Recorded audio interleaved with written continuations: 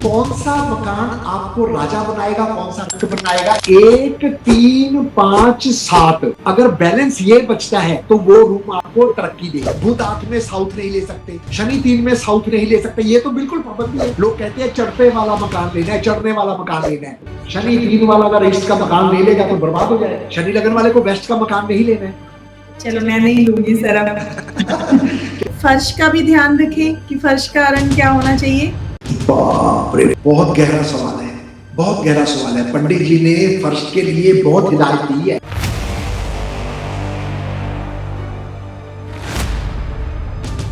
अब जो मेरे जैसा होशियार पंडित होता है, एस्ट्रोलॉजर होता है, वो क्या करता है, वो कहता है अच्छा मैडम बहुत जगह घूम कर आई है, मैडम ने ना लाल किताब के सारे उपाय किए, अब मैं कोई मन घड़त उपाय बनाकर आपको दे दूंगा जो आपने सुना ही पहली बार। वो डेंजर है, दैट इज वेरी हार्मफुल। सन 2000 से लेकर आज 2025 आ गया, इस लाल किताब के साथ मैं ऐसे जुड़ा हूं कि खाना पीना सोना सब इसी के साथ है मेरा।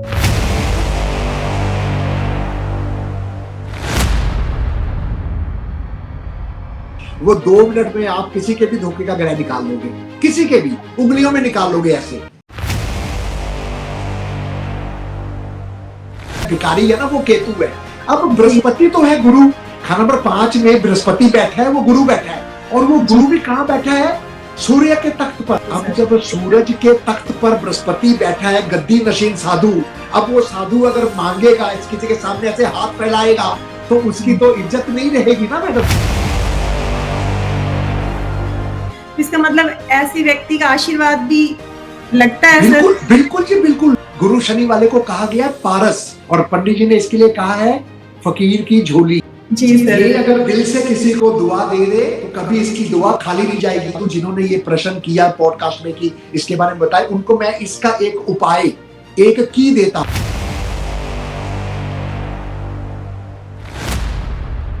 तो साउथ जितने लोग डरते हैं उनको आज मैं पूज्य पंडित जी की लिखी हुई एक रेमेडी जो किताब में उन्होंने लिखी है वो बताने जा रहा हूं, कृपया नोट कर लें।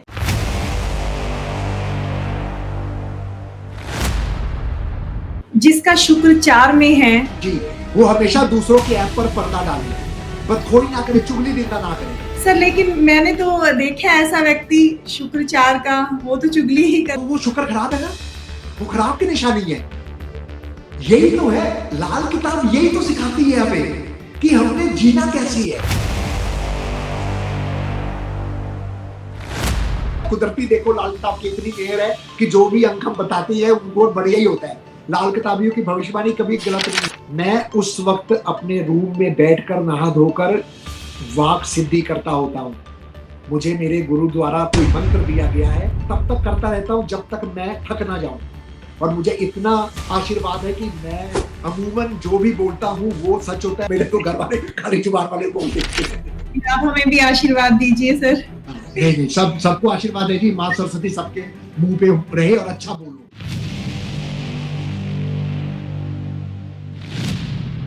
कुछ मुट्ठी बीज बिखेर देते हैं दिल की जमीन पर, बरसात का मौसम है शायद मोहब्बत पनप जाए। दोस्तों, इन्हीं प्यारी पंक्तियों के साथ मैं आज के बहुत इंफॉर्मेटिव पॉडकास्ट की शुरुआत करती हूँ। इंफॉर्मेटिव इसलिए क्योंकि आज हमारे साथ एक ऐसे टीचर हैं जिन्होंने लाल किताब के अपने अद्भुत ज्ञान से पिछली बार भी हमारे व्यूअर्स का दिल जीता, और आप सबकी डिमांड पे हमने फिर उनसे रिक्वेस्ट की कि वो आए और दोबारा से हमें उसी तरह से लाल किताब की गहरी बातों से अवगत कराएं।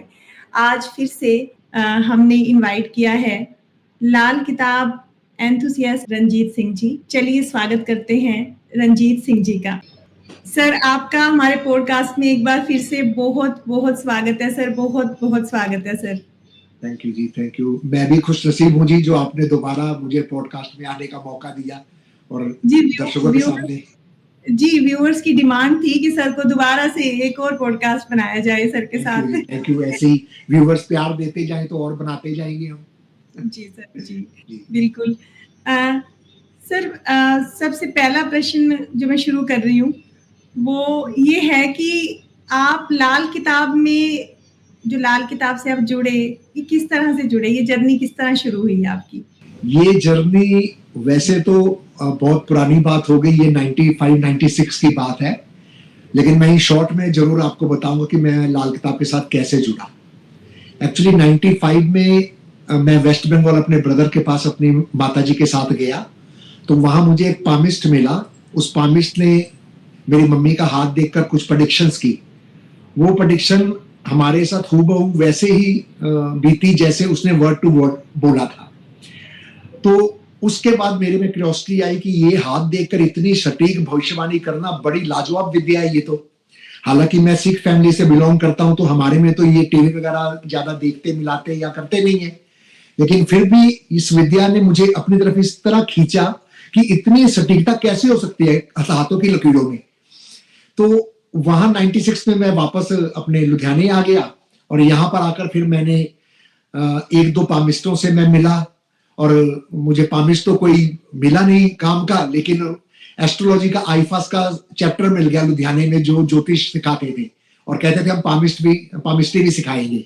तो पामिस्ट्री उन्होंने खैर 3 साल मैंने वहां ऋषि की, तो पामिस्ट्री तो नहीं उन्होंने सिखाई उस दौरान, लेकिन एस्ट्रोलॉजी मैं सीख गया 98-99 तक। फिर मैंने 99 में हस्तरेखा की कुछ किताबें ढूंढने की कोशिश की, तो मुझे पंडित जी की 1939 बुक मिली। उसको जब मैंने पढ़ा तो मुझे बहुत अच्छा लगा। वो जो बातें हमारे साथ उसने बताई थी एस्ट्रोलॉजर ने, पामिस्ट ने वेस्ट बंगाल में, उस बातों का भी उस बुक में कहीं ना कहीं जिक्र था लाइनों का। तो फिर उसी क्रम में मैंने उनकी 40 खरीदी, 41 खरीदी, 42 खरीदी और 52 खरीदी। और वर्ड टू वर्ड जब होरोस्कोप पे वो बातें मैच होने लगी, निशानियां, दुरुस्ती, उपाय हमने एक दो जब किए, लोगों को बताए मैंने, तो और आराम आने लग गया, बढ़िया होने लग गया, तो मेरी रुचि और बढ़ गई। फिर सन 2000 से लेकर आज 2025 आ गया, इस लाल किताब के साथ मैं ऐसे जुड़ा हूं कि मैंने इसको छोड़ा नहीं। खाना पीना सोना सब इसी के साथ है मेरा। सर, पिछले पॉडकास्ट में आपने एक बात रखी थी, वो कंप्लीट नहीं हुई थी। आपने कहा था कि फिर कभी बताएंगे कि अगर किसी कुंडली में गुरु और शनि इकट्ठे बैठे हों तो उसको देखने का तरीका अलग होता है। तो सर ये क्या है, आप हमें प्लीज हमारे व्यूअर्स को ये याद बताइए सर। जी, ये देखिए, सारा तो बताना इस पॉडकास्ट में बहुत मुश्किल होगा, क्योंकि पूरी लाल किताब में गुरु और शनि की युति को ही सबसे ज्यादा इंपॉर्टेंट दी गई है, इन्हीं दो प्लेनेट को। क्योंकि एक किस्मत का मालिक है, दूसरा कर्म का मालिक है ना। एक किस्मत का मालिक है बृहस्पति और दूसरा कर्म का मालिक है शनिदेव महाराज।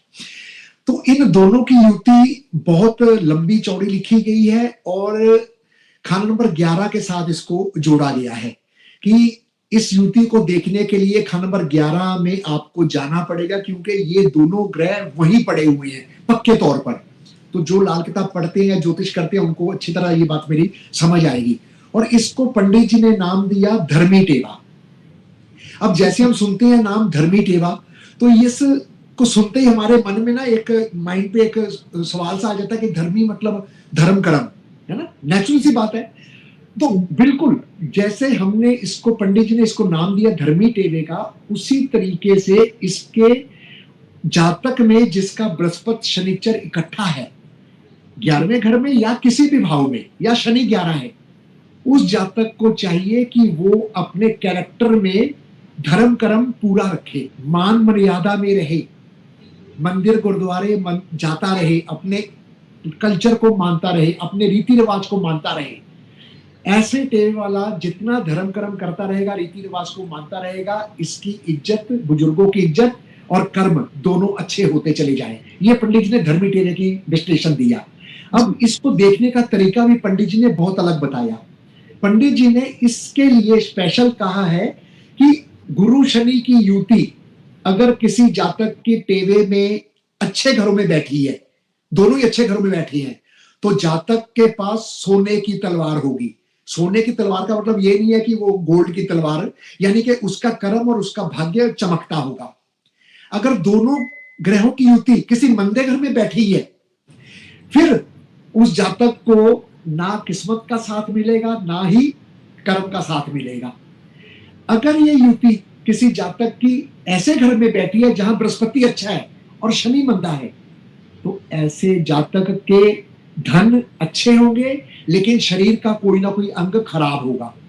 और इसी तरीके से अगर शनि अच्छे घरों में आ रहा है और बृहस्पति के लिए वो घर बुरा है, तो जातक के किसी अंग भंग नहीं होगा जातक का कोई भी, लेकिन धन उसका लॉस होगा। और ये कंडीशन तब लगेगी जब लगन में सूर्य आएगा और उस वर्ष कुंडली में जहां भी ये युति जाएगी उस वक्त हम उसको ऐसे देखते हैं।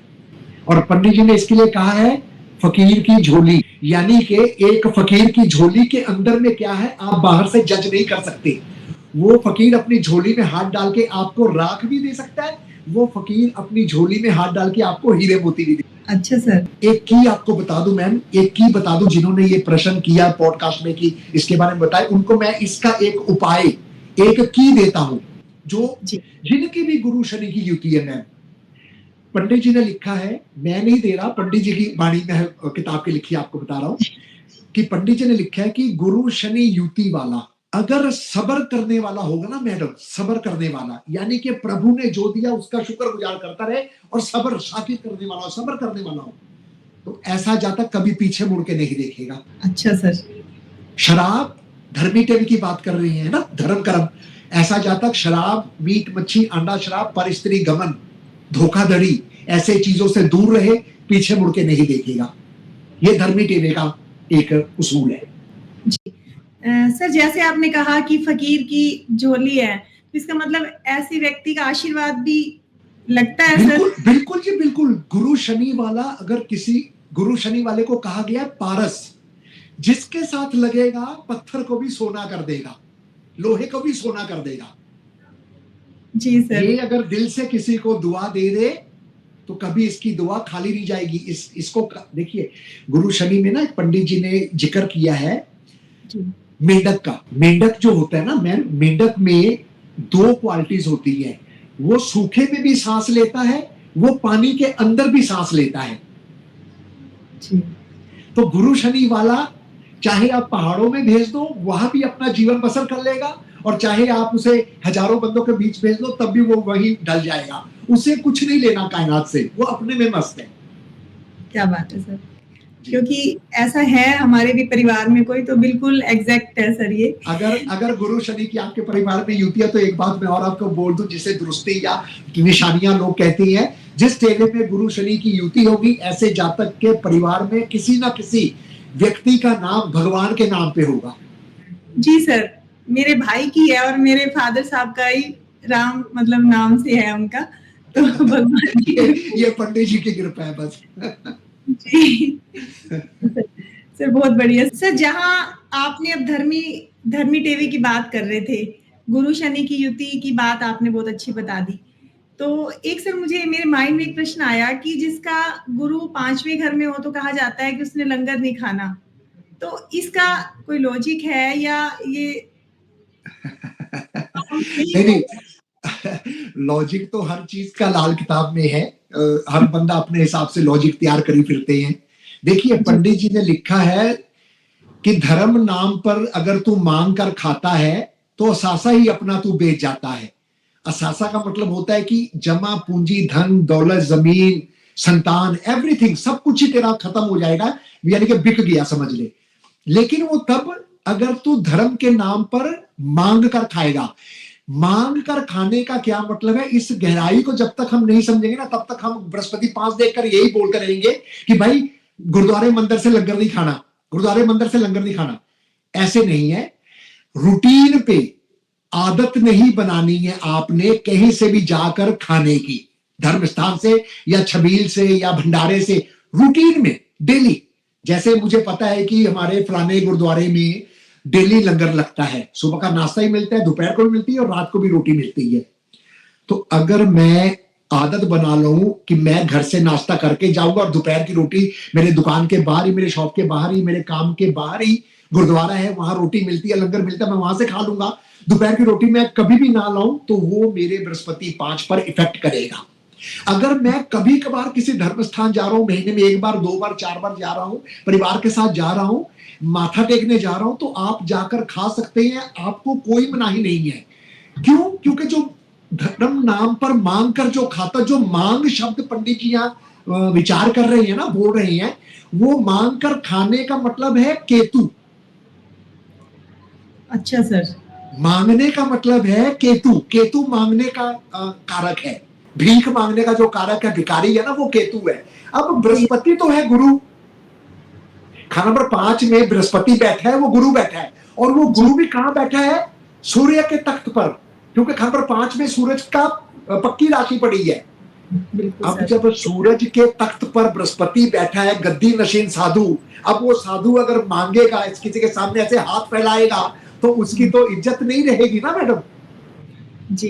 इसलिए पंडित जी ने कहा है कि तू हाथ फैला के मांग कर मत खा, तुझे जो मिलता है वो तू खा सकता है, ले सकता है, तू खुद जाके गुरुद्वारे मंदिर में माथा टेक के खा सकता है, लेकिन मांगना नहीं है। मांगने का मतलब होता है डेली जाके मैं आपके आश्रय बैठा हूं कि अब मैडम जी आएंगे, मुझे खाना देंगी और मैं खाऊंगा। जी जी सर, ठीक है। ये था कि बिल्कुल बिल्कुल ही नहीं खाना, ऐसा नहीं है, आप खा बिल्कुल खा सकते हैं, बिल्कुल साथ। हाँ, अगर आपने अपनी प्रैक्टिस को बहुत ज्यादा दिखावा करना है, या आप बहुत ज्यादा सोचते हो कि नहीं मैं तो बहुत स्टिक हूं, मैं तो ये लाइन पे ऐसे ही चलूंगा या चलूंगी, तो वर्षफल आप बनाइए। अगर वर्षफल में बृहस्पति 5 का 5 ही आ जाए, आप उस साल उसे मना कर दीजिए, मना कर दीजिए जी। अगर आप साल में भी मना नहीं करना चाहते, आप महीना कुंडली बना लीजिए, जिस महीने में बृहस्पति 5 में आ जाए आप उस महीने मना कर दीजिए, क्योंकि एक बृहस्पति तो साल कुंडली में, महीना कुंडली में भी घूमेगा, हफ्ता कुंडली में घूमेगा। आप दिन कुंडली बना लीजिए, उस दिन मना कर दीजिए, महीने के इस दिन ही लंगर नहीं खाना। बहुत बढ़िया सर। अब आप ये बात कर रहे हैं कि भाई जिस महीने में उसका बृहस्पति जिस महीने में आए साल के, आप उसमें 5 में आए जी जी जी। सर, अब एक और मेरा यहाँ भी सवाल हो गया, हमें वर्षफल में किस तरह देखते हैं कि भाई कौन सा मंथ कहाँ कब से स्टार्ट होगा सर? ओके, देखिए इसके लिए जो विधि पंडित जी ने लिखी है, वो विधि बेसिकली एक पूरा वर्षफल का चैप्टर है, लेकिन मैं इन शॉर्ट अपने दर्शकों को जो देखना चाहते हैं, जिनकी जन्म कुंडली होती है, उस जन्म कुंडली से एक वर्षफल चार्ट है लाल किताब का,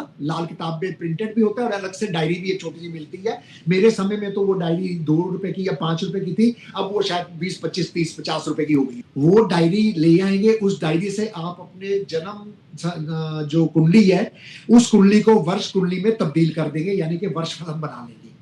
अब जो हमारी वर्षफल की कुंडली बनी है, उस वर्षफल की कुंडली से हम सूरज को जब पहले घर में लिखेंगे तो वो हमारा पहला मंथ होगा साल का। सूरज को हम दूसरे घर में लिखेंगे तो हमारा दूसरा मंथ होगा। ये एक विधि, एक ये है। एक कई लाल किताबी है जो अलग विधि अपनाते हैं, यानी कि वो अपने हिसाब से चलती है, हर बंदे का अपना सिस्टम है। लेकिन पंडित जी ने जो विधि लिखी है वही लिखा है कि सूरज बैठे हुए घर को पहला महीना मानकर चले, उसे लगन में बिठा दे, उसे पहला महीना मान ले। अगर आपने उसे पहले महीना नहीं मानना है तो आपकी वर्षफल में जहां सूरज आया है, आप उस खाने को पहला महीना मान लो, बात एक ही है। अच्छा सर, वर्षफल में मान लो कि सूर्य जो है वो 8वें घर में आया है, तो हम 8वें को लगन मान लेंगे सर, पहला महीना मान लेंगे। जी, पहला महीना उसको मान लेंगे, बाकी ग्रह वैसे ही बात तरतीब घुमा लेंगे। अब इस सवाल में भी एक सवाल आपको आगे शायद करना पड़े, अगर आपको आप पढ़ती हैं किताब तो, नहीं तो मैं आपको बता देता हूँ। एक धोखे का ग्रह, एक धोखे का ग्रह है सर, वो बहुत इम्पोर्टेंट है सर, वो अगर समझ आ जाए तो बहुत अच्छा है सर। वो 2 मिनट में आप किसी के भी धोखे का ग्रह निकाल लोगे, किसी के भी उंगलियों में निकाल लोगे ऐसे। आपको ना चार्ट की जरूरत है, ना किसी चीज की जरूरत है, सिर्फ आपको उस जातक की जो है जन्म कुंडली याद होनी चाहिए कि सूर्य उसका किस भाव में बैठा है, बस। पूरे लगन में सर, लगन कुंडली में सूर्य किस भाव में बैठा है जी, ये आपको याद होना चाहिए। अब एक ना पंडित जी ने धोखे का ग्रह का जिक्र किया है जी। धोखे का ग्रह 2, 3, 4 तरीकों के हम निकालते हैं, लाल किताब जो करते हैं पढ़ते हैं, वो 2, 3 तरीकों। पंडित जी ने कहा कि खाना नंबर 10 धोखे का ग्रह है। खाना नंबर 10 में आया हुआ ग्रह धोखे का ग्रह हो सकता है जी। जन्म कुंडली में 10वें कोई बैठा है, वो भी धोखे का ग्रह हो सकता है। वर्षफल में कोई 10वें घर में आ गया, वो भी धोखे का हो सकता है। अच्छा, और भी बहुत से तरीके हैं। जो ग्रह जहां बैठा है वहां से 10वें चला गया वर्षफल में, वो भी धोखा दे सकता है। अच्छा सर जी। और एक पंडित जी ने, बहुत कम लोगों को पता होगा, जो लाल किताब डीपली पढ़ते हैं उनको पता होगा, जो सिर्फ उपाय के लिए पढ़ते हैं उनको नहीं पता होगा कि लाल किताब में एक पेशानी दी गई है।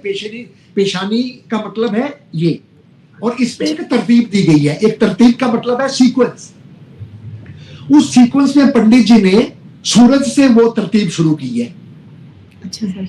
एक चार्ट बन जाएगा जिसमें पहले घर में हम लिखेंगे सूर्य, ठीक है सर। दूसरे घर में हम लिखेंगे चंद्रमा, जी। तीसरे घर में हम लिखेंगे केतु, चौथे घर में हम लिखेंगे मंगल, पांचवें में बुध, छठे में शनि, सातवें में राहु, आठवां खाली छोड़ देंगे, नौवां खाली छोड़ देंगे, 10वें में हम बृहस्पति लिखेंगे, 11वें में हम शुक्र लिखेंगे और 12वें में हम खाली छोड़ देंगे। अब ये तरतीब फिक्स है, इसको हम नहीं बदलेंगे। सिर्फ बदला क्या जाएगा, जो 3 खाने हमने खाली छोड़े हैं वो बदले जाएंगे। वो कैसे बदले जाएंगे? अगर तो आपकी जन्म कुंडली में खाना नंबर 8 में कोई ग्रह है तो आप उस खाना नंबर 8 में वो ग्रह लिख दीजिए।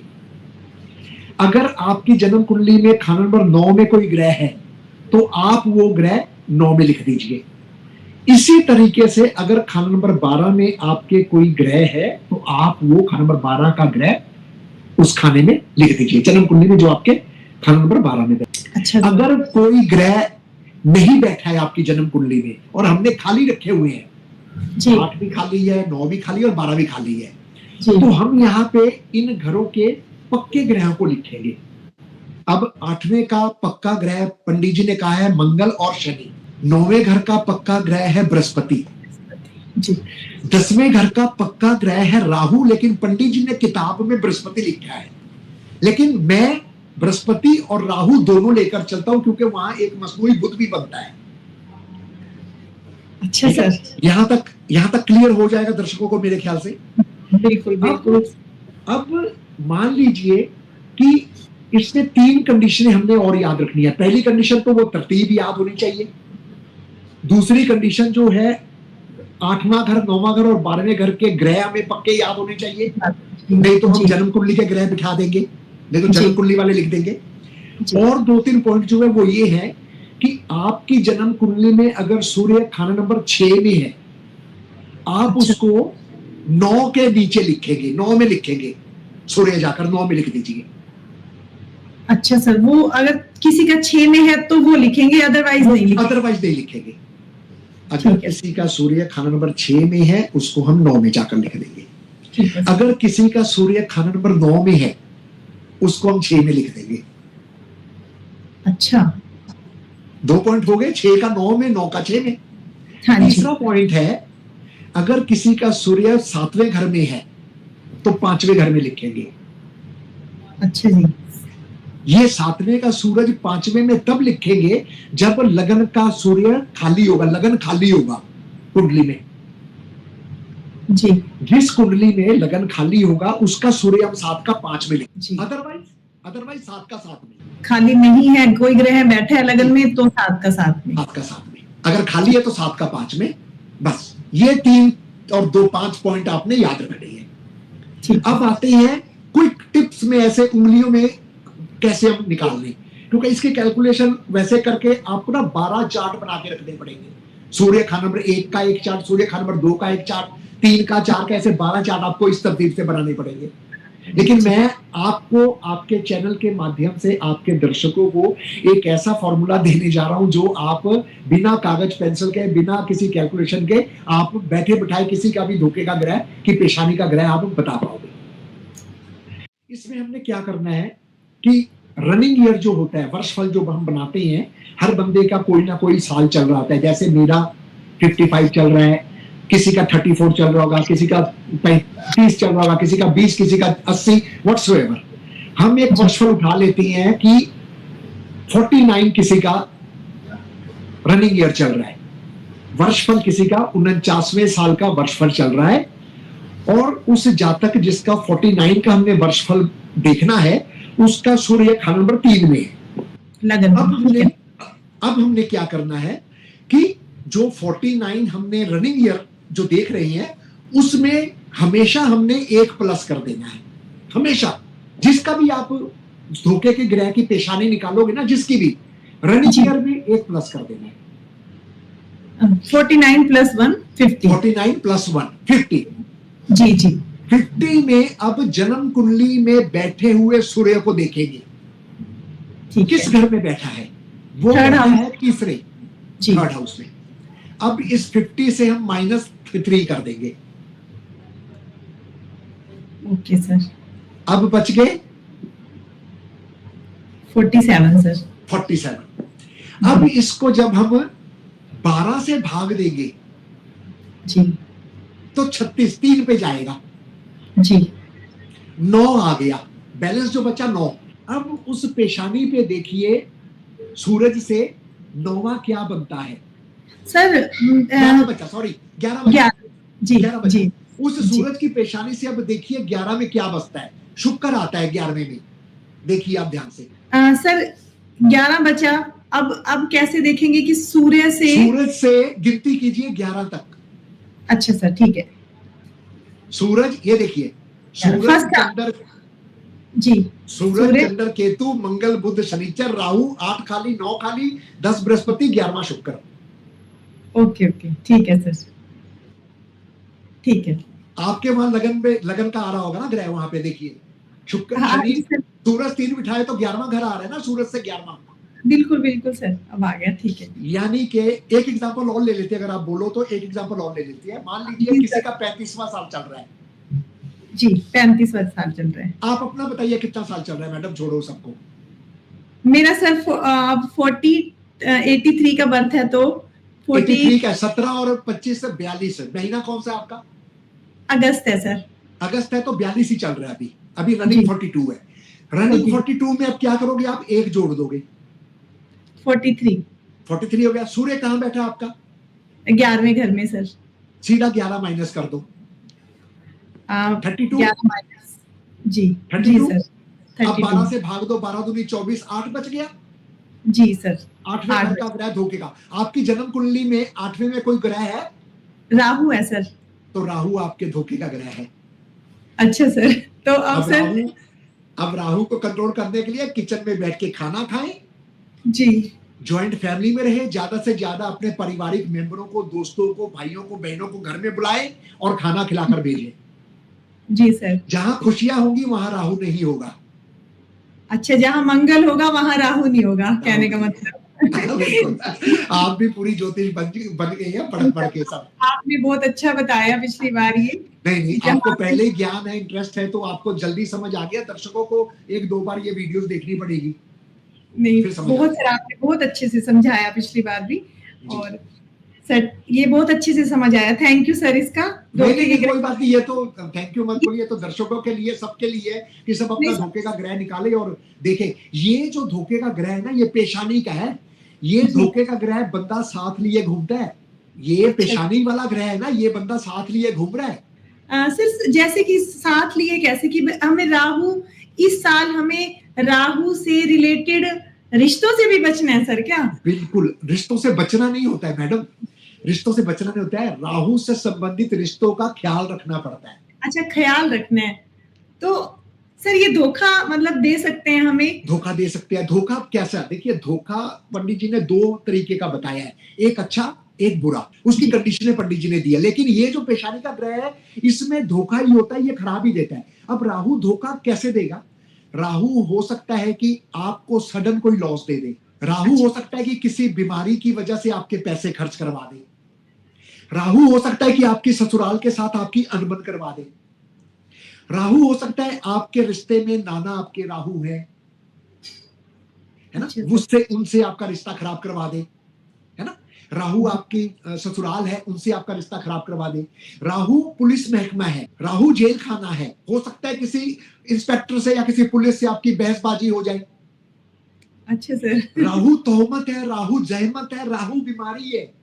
हो सकता है कि आपको राहु से संबंधित खामखा बड़बड़ाने की, बोलने की, ऐसे ही अकेले आप बैठे हुए हैं तो ऐसी बड़बड़ाने की आदत पड़ जाए। कुछ भी हो सकता है।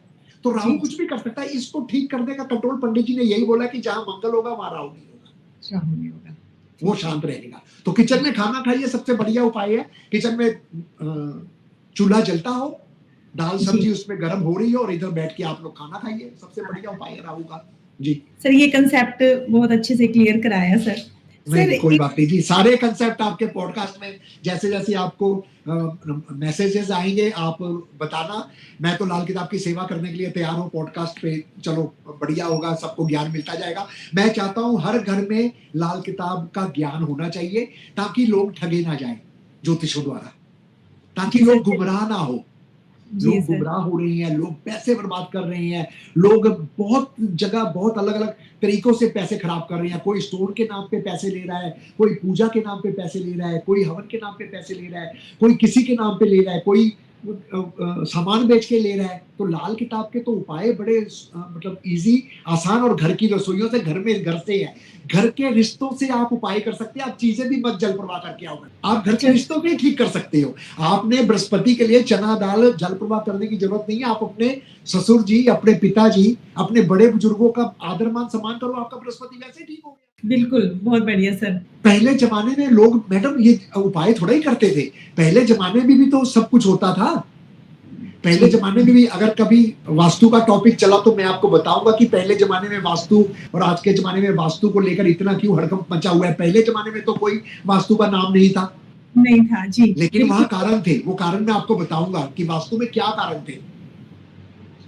जी सर, वो आप एक पॉडकास्ट रखिएगा, उसमें आप बताइएगा, क्योंकि आप जैसे अगर टीचर है ना सर, तो अब जिसको बहुत कम भी समझ आ रहा है वो भी बहुत अच्छे से समझ पाया। मुझे आज पहली बार जो है ये धोखे के ग्रह को इतने अच्छे से समझने का मौका मिला। तो जैसे भी आपने बताया कि जल प्रवाह मत कीजिए, एक और मेरा इसी में से एक प्रश्न निकला सर, कि जो जी जी जल प्रवाह लाल किताब में कराया जाता है, तो एक तो कहते हैं कि जल प्रवाह करने से आपका कोई ग्रह 4th हाउस में शिफ्ट हो गया, और एक कहा जाता है कि जल प्रवाह हम तब करते हैं कि कोई ग्रह आपका उस साल इतना खराब है कि हमें उसे आपसे दूर करना है। तो सर ये दोनों के जब हम उपाय करने जाते हैं तो उसका तरीका सेम है या उसका कुछ नियम है सर लाल किताब में? बात ऐसी है मैम कि हर एस्ट्रोलॉजर अपने मतलब से उपायों को ढाल लेता है, अपने मतलब से उपायों को समझा देता है। ठीक है, पंडित जी ने किताब में साफ लिखा है कि पापी ग्रहों की पालना कर लो, पूजना कर लो, माफी मांग लो, सफिशिएंट है। उनकी चीजों को आपको जल प्रवाह करने की जरूरत नहीं पड़ेगी अगर आप इतना काम कर लेते हो। अब पापी ग्रहों का टोला तो सबको पता है, शनिचर राहु केतु पापी ग्रहों का टोला है।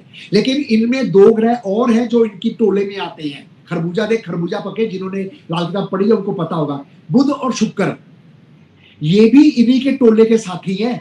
बुध, शुक्र, शनिचर, राहु, केतु, ये 5 ऐसे प्लैनेट हैं जो एक ही टोले के माने गए हैं लाल किताब में।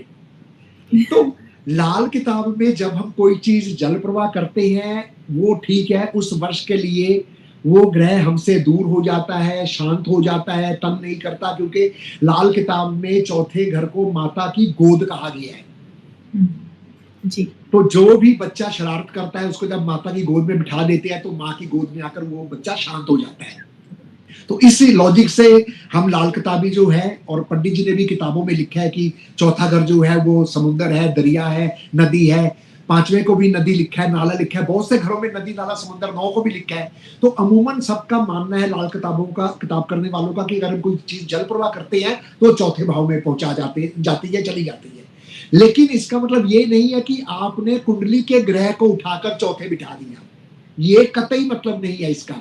सिर्फ और सिर्फ आपने उसकी नेगेटिविटी एनर्जी को ट्रांसफर करने की कोशिश की है। क्योंकि पंडित जी ने लिखा है कि दुनियावी हिसाब किताब है, कोई दावा खुदाई नहीं। मौत का कोई इलाज नहीं है, बीमारी का इलाज है। अगर है तो सिर्फ तेरी रूह की शांति के लिए। तू सिर्फ ये अपनी रूह की शांति कर सकता है, अपनी रूह को शांत कर सकता है कि मैं उपाय करके आया, अब प्रभु मेरा ठीक करेगा, अब मैं ठीक हो जाऊंगा। एक विश्वास तेरे लिए कायम हो गया। लेकिन जो तेरी किस्मत में लिखा है वो होकर रहना, उसको कोई नहीं बदल सकता। मैम ये बात हम सबको समझ लेनी चाहिए। ना नफ्स जरूरी, ना ही अंग दरकार हो, लेख चमके जब फकीरी, राजा दरबार हो। पंडित जी ने देखिए किताब में लिखा है ना, कहते हैं ना नफ्स ताकत जरूरी। देखिए किसी ताकत की जरूरत नहीं है आपको नाम नेम फेम बनाने के लिए। अगर आपके भाग्य में लिखा है ना तो आपको किसी ताकत की जरूरत नहीं है। ना ही आपको बॉडी का कोई पार्ट लगा के आपको जोर लगाना है। जब किस्मत में भगवान ने लिख दिया ना कि तू राजा, दरबार का राजा बनना है, तो तू बैठे बैठाए राजा बन जाएगा। इसका एग्जाम्पल राजीव गांधी था। जब श्रीमती इंदिरा गांधी जी की डेथ हुई, उस वक्त पायलट से उठाकर, एक पायलट इंसान को जिसको ABCD नहीं आती थी, उसको जाके प्राइम मिनिस्टर बना दिया। ये सबसे बड़ी एक एग्जाम्पल है। ना तदबीर जरूरी, ना ही तहरीर जरूरी। तदबीर जरूरी, पंडित जी कहते हैं ना उपाय जरूरी है, ना तहरीर जरूरी है, ना लिखावट जरूरी है। ये मुकद्दर जो परमानेंट लिख दिया ना पंडित भगवान ने, वही होना है। आप जितने मर्जी उपाय कर लो, आप जितने मर्जी अपने मुकद्दर बदलाने के लिए एस्ट्रोलॉजर के पास घूमते रहो। लेकिन चलो, अच्छे कर्म बताए हुए हैं, अच्छे कर्म कीजिए, भगवान पे विश्वास कीजिए। सिर्फ और सिर्फ लाल किताब आपको कर्मों को सुधारती है, आपको जीने का सही तरीका, सही रास्ता दिखाती है। मीट मच्छी अंडा शराब स्त्रियों से दूर, जुआ सट्टा लॉटरी धड़ा से दूर, है ना। आपके परिवार में रिश्तेदारों को, भाई बहनों को जॉइंट फैमिली में रहना सिखाती है, जॉइंट खाने के लिए कहती है ना, जॉइंट पारिवारिक संबंध बनाने के लिए कहती है। और क्या करें लाल किताब, बताइए। बिल्कुल सर, बिल्कुल। है ना।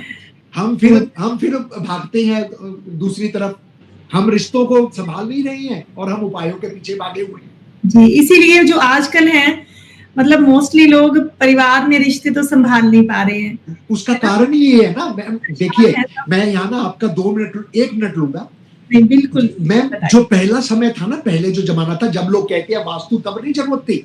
देखिए पिछले जमाने समय में जाएंगे ना, 50 साल 60 साल 70 साल पहले, जिस वक्त की ये लाल किताब लिखी गई है, 84-85 साल हो गए, उस समय हमारे पिताजी, हमारे दादाजी पैंटे नहीं पहनते थे। आपको भी शायद पता होगा कि उस वक्त पैंटे नहीं होती थी, पतलूने नहीं होती थी, उस वक्त चादरा होता था, लुंगी धोती होती थी। मेरे दादाजी भी पहनते थे जी चादरा। आप बिलीव कीजिए, मैं आपके पॉडकास्ट पे कह रहा हूं, आप बिलीव कीजिए, मैं खुद 25 साल की उम्र तक मैंने धोती पहनी है। धोती इन द सेंस वो हिंदू वाली धोती नहीं, चादरा वाली, जो हमारे सरदारों में चादरा होता है।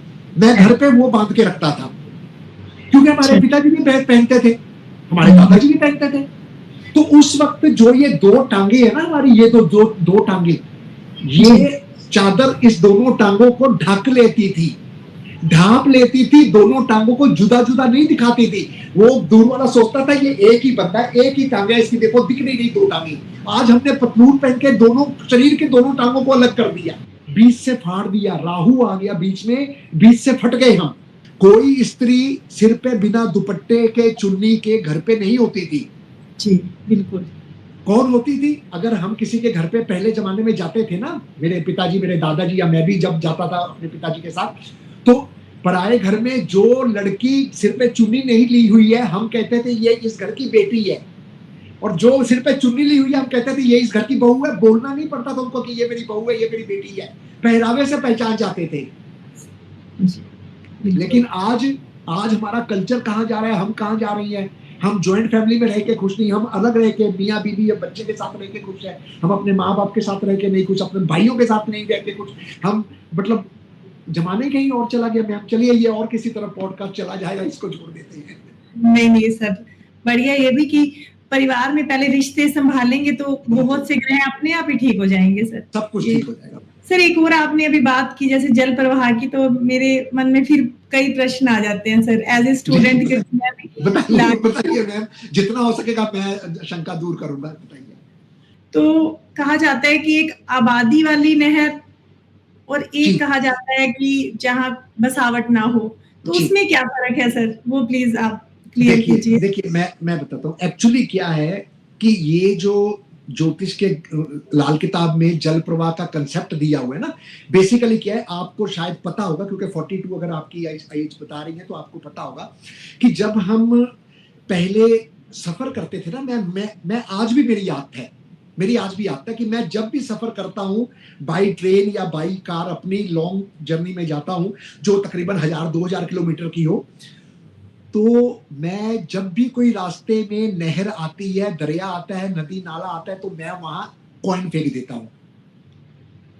आज भी आप बाई ट्रेन सफर कीजिए, यूपी बिहार जब आप क्रॉस करेंगे ना, गंगा जी यमुना जी जब आपके रास्ते में आती है तो लोग ट्रेनों के दरवाजे में खड़े होकर उस पर पैसे फेंकते होते हैं नदी दरिया में। ये हमारा कल्चर था, ये हमें सिखाया गया है कि ये पूजनीय है हमारे लिए। जैसे हम गुरुद्वारे मंदिर में माथा टेकते हैं, इसको भी माथा टेकना है जल को। रही बात आबादी की और वीराने वाली नहर की, अगर आप आबादी वाले में जाकर करते हो तो वहां कोई ना कोई आपका सामान निकाल लेगा उसी वक्त। अगर आप कहीं सुनसान जगह पे जाके करते हो तो वो सामान आपका पानी में रहेगा, उसको पानी के जीव जंतु, अगर खाने वाली चीज है तो जीव जंतु खाएंगे, अगर वो गलने वाली चीज है जैसे कॉपर हम फिकवाते हैं पानी में, है ना, या तांबा डलवाते हैं, है ना, पीतल डलवाते हैं, तो उससे वो पानी जो है शुद्ध होता है, वो फ्लो चलता रहता है, पानी के ऊपर तांबा वो घिसता रहता है, इससे प्योरिटी पानी की बढ़ती है। अच्छा सर जी, ये कारण है कि भाई फिर हमें उपाय सर करें तो जहां आबादी ना हो वहां किया जाए तो ज्यादा ठीक है सर, ज्यादा बेटर है, क्योंकि वहां कोई निकालने वाला नहीं होगा ना और किसी के लिए हार्मफुल भी नहीं होगा। जी कई बार उपाय हम करने जाए जैसे कि मटके जल प्रवाह किए तो तो साथ साथ ही निकाल लेते हैं। देखिए, मैं एक बात और कहना चाहूंगा दर्शकों को। देखिए, लाल किताब में मटके का एक उपाय है घड़ा जल प्रवाह करने का। बुद्ध जिनके 12 होता है कंडीशन अप्लाई, उनको मटका जल प्रवाह करने के लिए पंडित जी ने लिखा है घड़ा, है ना। वो ऐसे कुछ उपाय हैं, और जहां पे तांबे की गागर भी लिखा हुआ है ना, तांबे की गडवी भी लिखा है ना, ये चीजें जल प्रवाह हम करवाते हैं। तो मटका जब हम जल प्रवाह कराते हैं, वो जब पानी उसमें भर जाता है, वो कई बार डूब जाता है या वो ऐसे उल्टा हो जाता है और तैर कर चला जाता है। तो उसको आगे जाकर अगर कोई निकाल लेता है और वो मटका यूज करना चाहता है तो बेशक करे, कोई दिक्कत नहीं है। लेकिन जो हम अपने घर के पुराने टूटे हुए घड़े या जो घड़ोलियां होती है जो हम पूजा में, करवा चौथ में या और अपने जो हिंदू रीति रिवाज के अकॉर्डिंग हम पूजा में बरतते हैं, उस समय जो सामान हमारा बचता है उसको हम जाके जो नहर में गिराते हैं ना, वो बिल्कुल गलत है। वो नहर गंदा करना हो गया, वो आप उपाय नहीं कर रहे हो, वो आप सुधार नहीं कर रहे हो, वो आप बिल्कुल दूषित कर रहे हो, वातावरण को दूषित कर रहे हो। तो ये काम बिल्कुल नहीं करना चाहिए। मिट्टी के जो बर्तन है घर में आपने नहीं रखने, उसको फेंकना है तो आप उसको किसी मिट्टी वाली जगह पर चले जाइए, वहां उसको तोड़ दीजिए, पूरा चकनाचूर कर दिया, मिट्टी मिट्टी में मिल जाएगी, बात खत्म। कोई दिक्कत ही नहीं होगी किसी को, है ना। नहर भी गंदी नहीं होगी, और नहर में जो मछलियां उनको भी चोट नहीं पहुंचेगी, वो भी नहीं कटेगी मरेगी, है ना। कई बंदे वो ब्लेड का उपाय कराती हैं, ब्लेड नहर में टिकवा देती है, इन सब के मैं सख्त खिलाफ हूं। पंडित जी ने कहीं ब्लेड का नहीं लिखा है, अपनी तरफ से मनगढ़ंत उपाय बनाकर लोग करवा रहे हैं अपने फायदे के लिए, अपने वाहवाही के लिए। वो ये सोचते हैं कि मैडम उस आप जब क्लाइंट जब हमारे पास आता है ना, तो आकर दुखी क्लाइंट पता है क्या कहता है? कहता है कि हम तो जी पंडितों के पास जा जाकर थक गए, हम तो उपाय कर करके थक गए। अब जो मेरे जैसा होशियार पंडित होता है, एस्ट्रोलॉजर होता है, वो क्या करता है? वो कहता है अच्छा मैडम बहुत जगह घूम कर आई है, मैडम ने ना लाल किताब के सारे उपाय किए हैं, अब मैं कोई मन घड़ंत उपाय बनाकर आपको दे दूंगा जो आपने सुना ही पहली बार। वो डेंजर है, दैट इज वेरी हार्मफुल।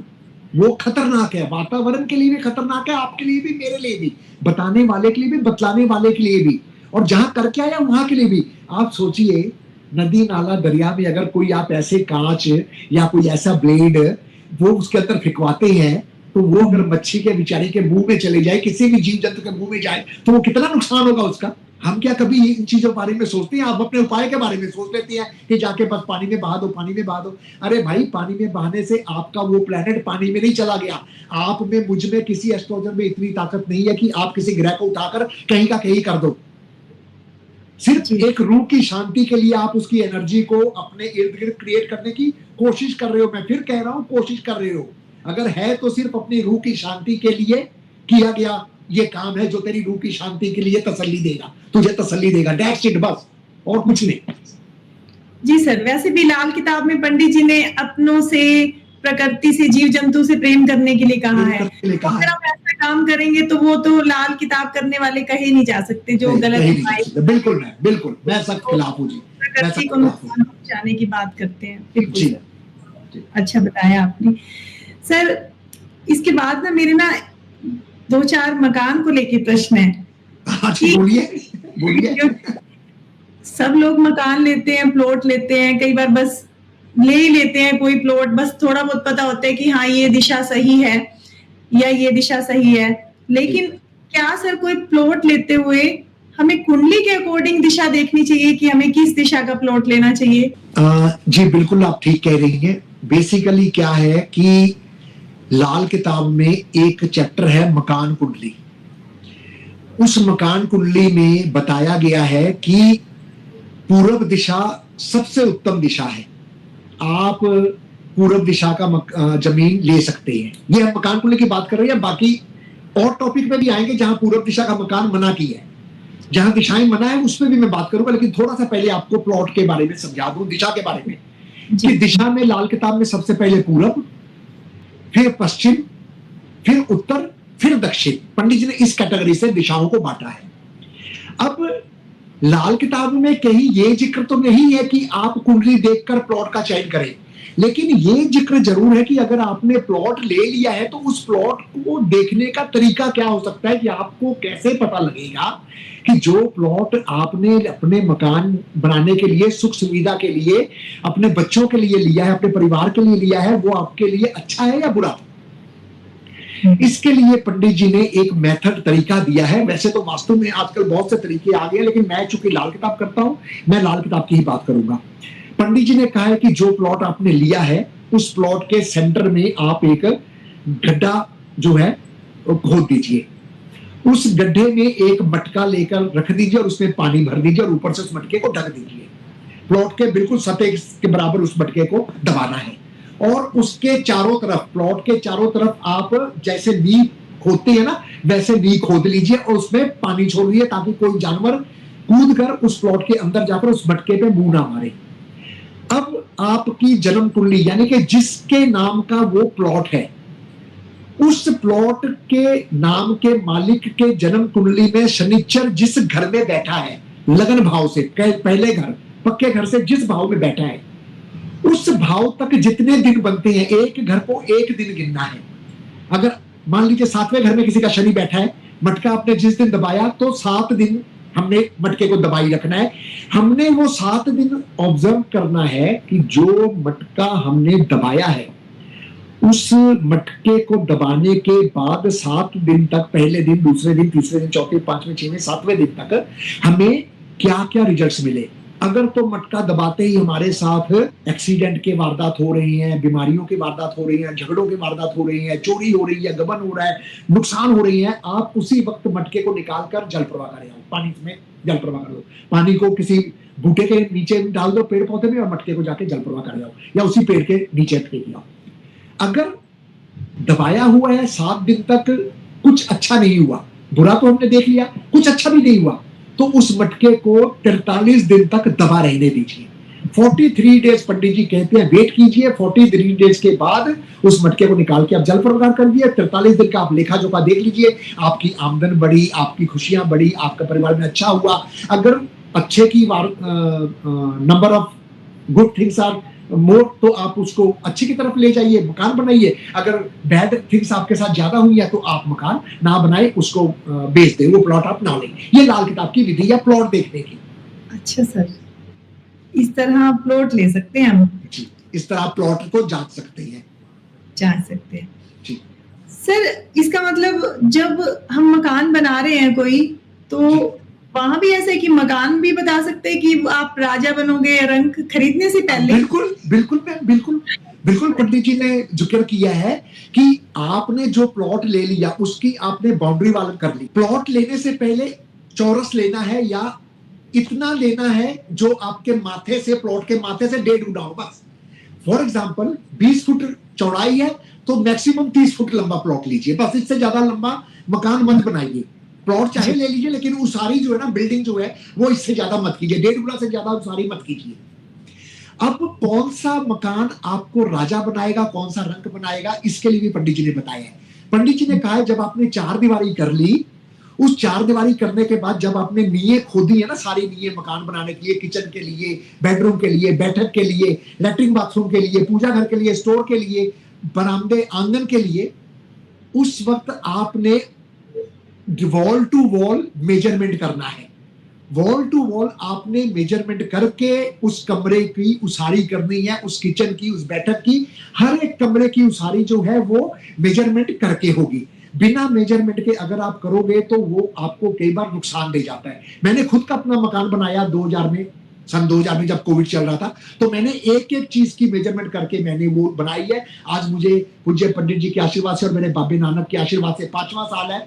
मैं कभी कनाडा बैठा होता हूँ, कभी यहाँ ऑस्ट्रेलिया हूँ, कभी अपने घर में होता हूँ, कभी कुछ बेटी की शादी भी उसी मकान में की, बेटा इंजीनियरिंग भी उसी मकान में कर रहा है, 2 गाड़ियां भी नई उसी मकान में मैंने ली। तो मेजरमेंट भी है, इसका भी एक फॉर्मूला है। ये मकान कुंडली जब मैं करूंगा तो आपको बताऊंगा कि लंबाई जमा चौड़ाई जोड़ लीजिए। फॉर एग्जाम्पल आपका प्लॉट है 20 बाई 30 का जी, 20 प्लस 30 50 जी, गुना 3 तो 150 हो गए, माइनस 1 कर दो, -1 149 आ गया जी, डिवाइडेड बाई 8 8 एकम 8 6 और 9 8 64 5 बचा। देखिए बैलेंस 5 बचा। 149 को जब 8 से भाग देंगे, 8 एकम 8 14 से 8 गया 6 और 9 फिर नीचे आ गया और 8 64 69 से 64 निकाले तो 5 बच गए मेरे ख्याल से। बाकी मैथ मेरा कमजोर है, बाकी आप देख लो। नहीं सर, ठीक है सर, 5 बच गए ना। अब जी, अगर आप 20 बाई 30 का कमरा बनाते हैं कोई, उस पे अगर 5 बच गया है तो 1 3 5 7 अगर बैलेंस ये बचता है तो वो रूम आपको तरक्की देगा। 1 3 5 7 अगर बैलेंस 1 3 5 7 से कुछ भी बचे जी, तो वो फायदेमंद होगा, वो कमरा फायदेमंद होगा। तो सर कोई मतलब हम कुछ भी रूम बनाए, टॉयलेट बनाए, किचन बनाए, सब कुछ मैम, कुछ भी 1 3 5 7 बचना चाहिए। अगर 2 4 6 8 बचते हैं फिर आपको उपाय करने पड़ेंगे। अगर 8 बचते हैं तो शनि का उपाय करना पड़ेगा, केतु का उपाय करना पड़ेगा। अगर 6 बचते हैं बृहस्पति का उपाय करना पड़ेगा, केतु का। ऐसे फॉर्मूले से कोई अच्छा लाल किताबी आपको टेवा जो देखेगा वो आप बता देगा। अच्छा, जब भी आप कोई कमरे की उसारी करते हैं ना, मान लीजिए 10 बाई 10 का आपने किचन बना ली, राइट, 10 जमा 10 20 हो गए, 20 गुना 3 जी 60 हो गए जी जी, -1 जी, -1 59 आ गए जी जी, 8 से भाग दीजिए, 8 7 56 3 बच गए जी, यानी कि 10 बाई 10 का आपको फायदा देगा जी। अगर 2 4 6 8 बचते हैं, कुदरती देखो लाल किताब की इतनी मेहर है कि जो भी अंक हम बताते हैं वो बढ़िया ही होता है। लाल किताबियों की भविष्यवाणी कभी गलत नहीं हुई है जी। और मैं वैसे आप लोगों को आपके पॉडकास्ट के जरिए से एक बात कहना चाहूंगा कि मैं हर दिवाली कभी पटाखे नहीं चलाता, कभी दिवाली में 2-2 4-4 घंटे बाहर जो है दिवाली नहीं मनाता। मैं उस वक्त अपने रूम में बैठकर नहा धोकर वाक सिद्धि करता होता हूँ। मुझे मेरे गुरु द्वारा कोई मंत्र दिया गया है, मैं वो करता होता हूँ और वो मैं तब तक करता रहता हूँ जब तक मैं थक ना जाऊं। मैंने कोई माला की गिनती नहीं करनी, मैंने कुछ नहीं करना और मुझे इतना आशीर्वाद है कि मैं अमूमन जो भी बोलता हूँ वो सच होता है। इवन मेरे तो घर में काली जुबान से मैं प्रसिद्ध भी हो गया हूँ। मुझे तो लोग, मेरे तो घर वाले काली जुबान वाले बोल देते हैं। सर ये तो आप हमें भी आशीर्वाद दीजिए सर। नहीं, सबको आशीर्वाद है जी। माँ सरस्वती सबके मुंह पे रहे और अच्छा बोलो, हमेशा अच्छा बोलो, किसी को बुरा मत बोलो। क्योंकि पंडित जी ने वैसे भी बोला कि किसी के ऐब से पर्दा उठाना अच्छी बात नहीं है जी। किसी के ऐब को पहले ही वक्त से पहले ही जाहिर कर देना अच्छी बात नहीं है। हमेशा शुक्र खाना नंबर 4 में कहा गया है किसी के ऐब पे अगर पर्दा डालेगा ना तो अच्छा रहेगा। किसी के ऐब पे पर्दा डालो और किसी की नेकी को बताओ। जो अच्छा है उसको उजागर करो और ऐब पर पर्दा डाल दो। ऐब किसी के सामने नहीं कहने चाहिए। जिसका शुक्र 4 में है जी, वो हमेशा दूसरों के ऐब पर पर्दा डाले, बदखोई ना करे, चुगली निंदा ना करे। सर लेकिन मैंने तो देखा ऐसा व्यक्ति शुक्र 4 का, वो तो चुगली ही कर, मतलब तो वो शुक्र खराब है ना जी, उसका खराब है ना, वो खराब की निशानी है। यही तो है लाल किताब, यही तो सिखाती है हमें कि हमने जीना कैसे है। बृहस्पति 1 या बृहस्पति 12 वाले को कहा गया है कि किसी को बद्दुआ ना दे। बद्दुआ ना दे, दुआ दे सकता है दे, लेकिन बद्दुआ ना दे। बद्दुआ देगा तो वो बद्दुआ उसी को खराब करेगी जो बोल रहा है। अच्छा। हाँ, उसी को खराब करेगी। कहते हैं ना, सियाने कह गए हैं मैम, देखिए हम अपने सियानों को बोलते थे ये तो पागल है, ये तो ऐसे ही बोलते हैं, लेकिन मैडम उनकी चीजें एक एक चीजें लाल किताब ने सिखाया हमें कि वो वाकई क्या बोलते थे। सियाने बोल गए हैं, अगर पाँव पे पत्थर मारेंगे ना तो उसके छींटे अपने ऊपर ही आएंगे।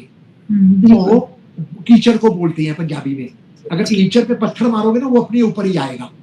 तो अगर हम किसी को बदुआ देंगे तो हमें भी तो मैडम फिर बदुआ ही मिलनी है ना आगे से। बिल्कुल। हम अगर किसी के ऐब से पर्दा उठाएंगे तो हमारे ऊपर से भी पर्दा उठाने वाले कोई ना कोई आ जाएगा।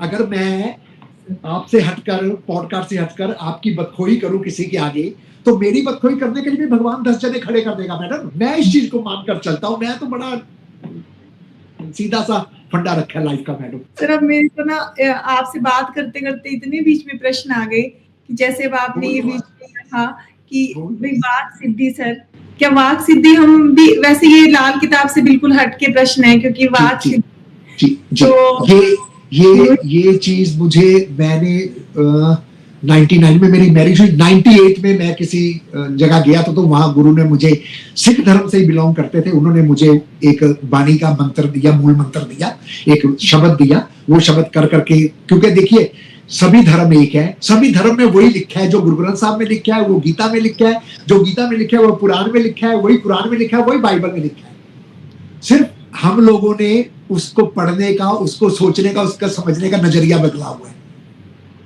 जी। और कुछ नहीं है ना, और कुछ नहीं। मैंने भी एक बार पूरे ग्रंथ साहब जी का भोग डाला हुआ है सर।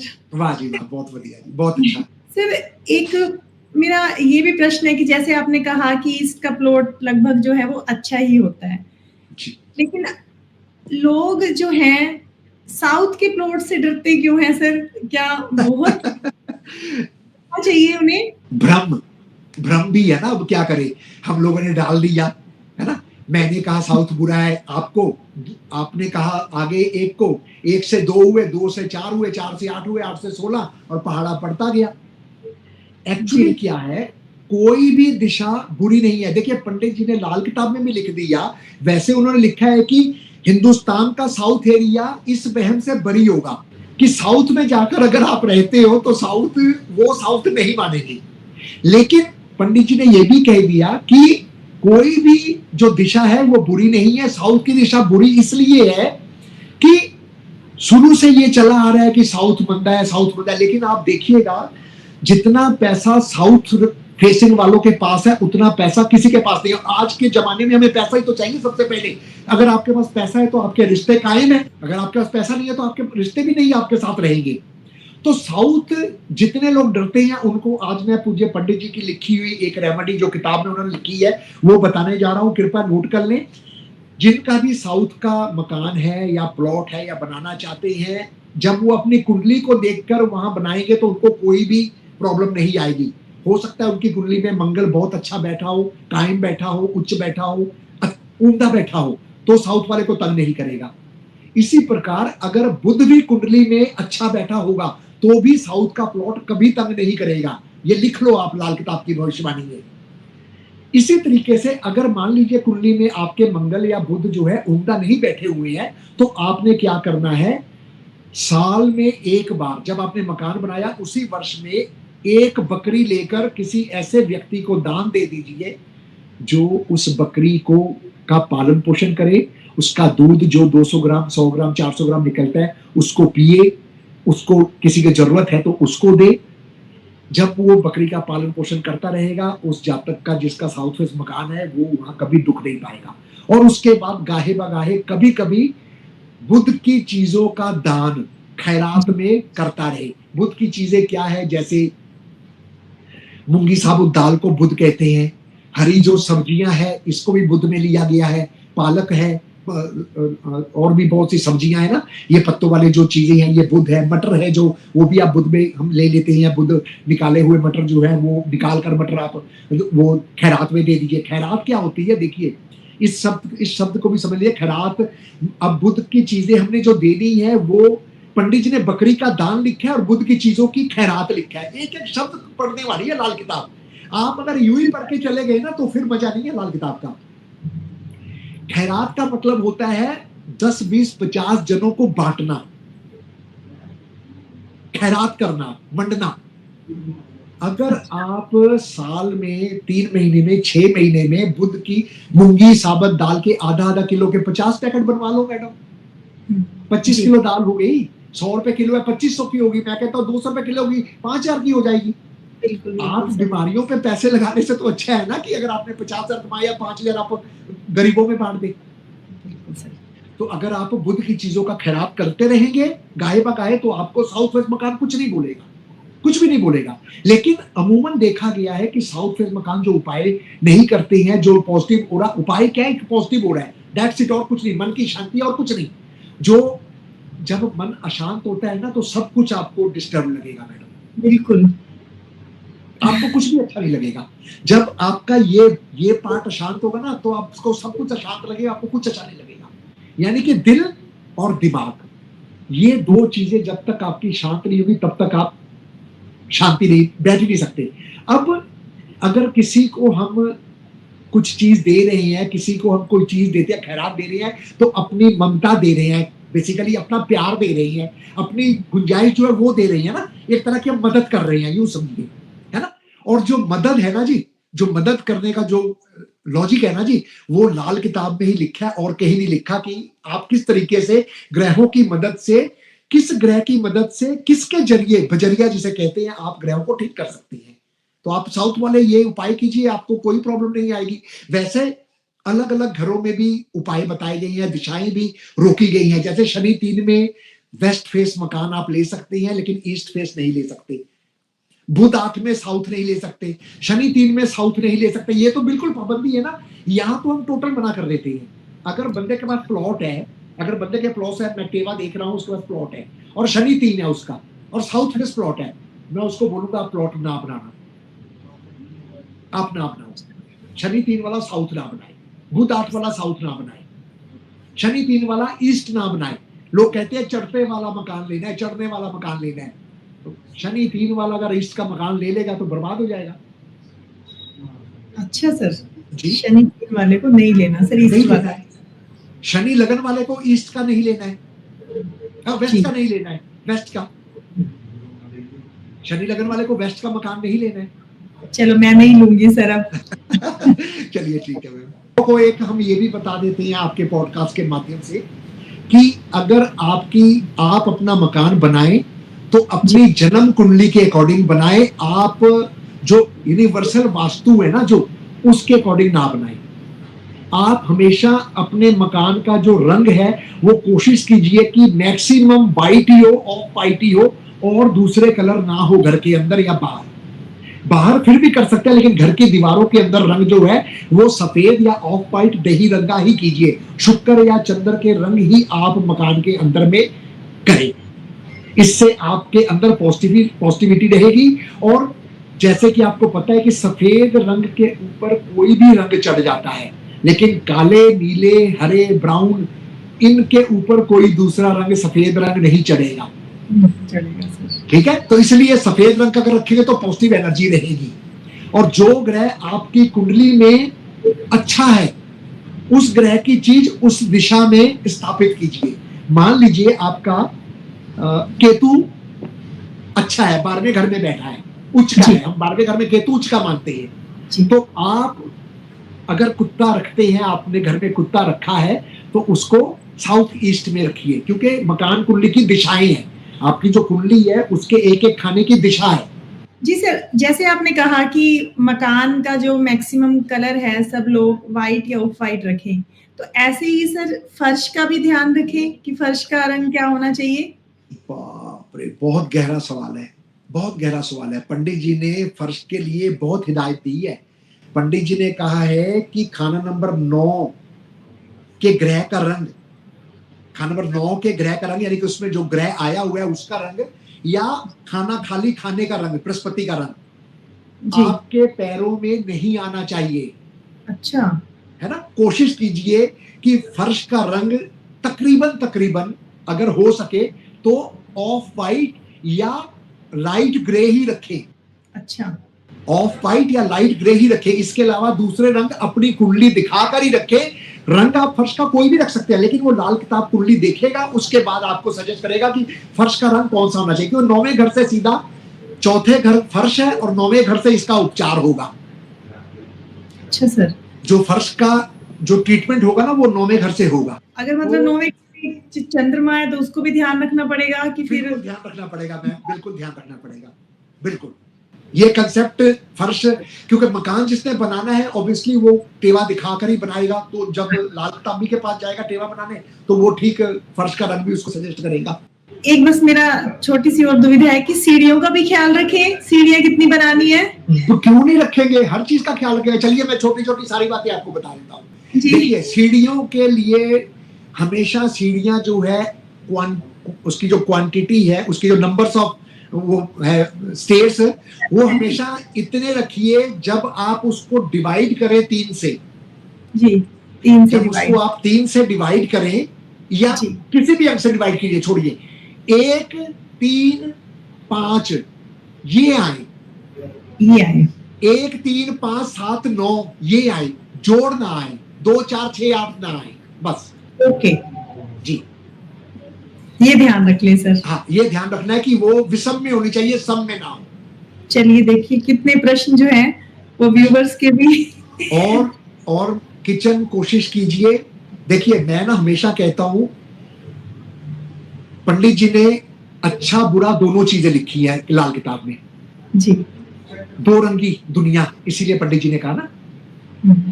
अब पति और पत्नी भी 2 है, देखिए एक पति या एक पत्नी है, एक मेल है एक फीमेल है। घर में 2 चीजें बढ़िया होनी चाहिए मैडम, बाकी कुछ बढ़िया हो ना हो, मेरी सोच है एज पर लाल किताब। वैसे तो हर चीज घर की अच्छी होनी चाहिए, लेकिन 2 चीजें अगर आप घर की अच्छी रखेंगी आपका सब कुछ बढ़िया होगा। सफाई हर घर की रखिए, कोई दिक्कत नहीं है, लेकिन 2 चीजें हमेशा अच्छी होनी चाहिए। पंडित जी ने लिखा है स्त्री और पुरुष दोनों का जोड़ा है, जिससे तीसरा पैदा होता है, एक तीसरे चीज का निर्माण होता है, यूं समझिए। मकान में भी 2 चीजों का खास ख्याल रखना चाहिए बनाने वाले को। एक किचन का, रसोई। अगर मैडम किसी भी घर की रसोई सही दिशा में, एज पर होरोस्कोप के मुताबिक सही दिशा में है, अच्छी है, खुली डुल्ली है, खुली है, स्पेसएबल है, उस घर में कभी लड़ाई झगड़े नहीं होंगे। क्यों? क्योंकि गृहिणी जो है वो किचन में खुश रहती है। आप देख लीजिएगा जितनी भी गृहिणियां हैं ना जी, जो ब्याही गई हैं गृहिणियां, वो किचन में खुश रहती हैं। अगर कोई स्त्री फीमेल काम करती है ना मैम, वो आने के बाद भी किचन में जाके सबका खाना तैयार करती है। हमने देखे हैं, अपने घरों में भी देखा है हमने जी, अपने घरों में। इन द सेंस हमारे पिताजी तो जॉब के बिल्कुल खिलाफ थे कि घर की लड़कियां हैं बहुएं जॉब नहीं करेगी, लेकिन मेरे जो आगे अब हम न्यू जनरेशन जो है, मैं इनकी बात कर रहा हूँ कि मेरे जो बड़े भाई हैं उनकी जो बहुएं हैं, या मेरी बहन है जो उनके जो बेटियां हैं, ऐसे इन चीजों की, इन रिश्तों की मैं आज की बात कर रहा हूँ। तो ये जो किचन है ये अच्छी होनी चाहिए, क्योंकि गृहिणी इसमें खुश रहती है। और बेडरूम आपका अच्छा होना चाहिए, सही दिशा में होना चाहिए, सही जगह पर आपकी कुंडली के अकॉर्डिंग बेडरूम होना चाहिए, ताकि पति वहां खुश रहे। जिस घर में पति और पत्नी खुश है तो आगे संतान तो खुशहाल होगी मैडम। 2 चीजें, बाकी आप टॉयलेट को साफ रखिए, कि पौड़ियों को साफ रखिए, आंगन को साफ रखिए, ये सब तो दुनियावी बातें हैं, ये तो हम करेंगे जी, ठीक है ना। बेडरूम में कभी भी फोटो वगैरह मत लगाइए। जो आपकी कुंडली है ना, कुंडली में जो ग्रह आपका उच्च का कायम का बैठा है, उसके दुश्मन को कभी उस दिशा में स्थापित मत कीजिए, स्टैब्लिश मत कीजिए। जैसे केतु 12 की मैंने बात की थी जी, है ना। अब केतु दुश्मनी करता है चंद्रमा से। अब अगर आप चंद्रमा को साउथ ईस्ट की डायरेक्शन में स्थापित कर देंगे तो वो खान पर 12 का चंद्र वहां बोलना शुरू कर देगा और चंद्र केतु की लड़ाई शुरू हो जाएगी। अगर आप अपनी सासू माँ को वहां ठहराते हैं, हालांकि चंद्रमा माँ है, दादी है, नानी है, सासू माँ है, चाची है, ताई है, फीमेल औरतें, बुढ़िया, सब चंद्रमा है, लेकिन खाना नंबर 12 का जो चंद्र है वो सासू माँ है जी। तो जो साउथ ईस्ट का खाना है वो साउथ ईस्ट का खाना चंद्र नंबर 12 है, खाना नंबर 12 है। तो अगर आपके घर में सासू माँ रहने आई और आप उनको साउथ ईस्ट का कमरा दे देते हैं जहां आपकी जन्म कुंडली में केतु बैठा हुआ है, तो दादी पोते की लड़ाई शुरू हो जाएगी। दोनों में से एक या दोनों बीमार रहना शुरू हो जाएंगे, या दादी अपनी माँ, सासू माँ आपकी जो है आंखों को लेके अपनी बैठ जाएगी, या दांतों को लेके बैठ जाएगी, या आपकी सास आपसे झगड़ा करके चली जाएगी, या जो है आपके अपने दोते से लड़के या दोता उसको तंग करेगा। ऐसी कोई ना कोई इंसिडेंट हो जाएगा। तो अच्छा, को स्थापित मत कीजिए, नहीं करना। आपका एक बहुत बड़ा सिद्धांत है। सर फिर ये जो हम देखें, ये लगन में देखें या वर्षफल का भी ध्यान रखें इसमें? नहीं, कुछ चीजें लगन कुंडली से, हर चीज लगन कुंडली से डिसाइड होगी, मैं तो कहता हूँ। अच्छा, अगर किसी को कैंसर होना है ना, तो लगन चार्ट उसको प्रॉमिस कर रहा होगा कि इस जातक को इस उम्र में जाके कैंसर हो जाएगा। अगर मकान बनना है तो प्रॉमिस कुंडली करेगी आपकी जन्म कुंडली। अगर आपने मकान किस कमरा कहां बनाना है, वो सब जन्म कुंडली के ग्रह आपने मकान कुंडली में स्थापित करने हैं, अच्छे वाले, बुरे वाले नहीं। इस चीज का ध्यान रखो जी।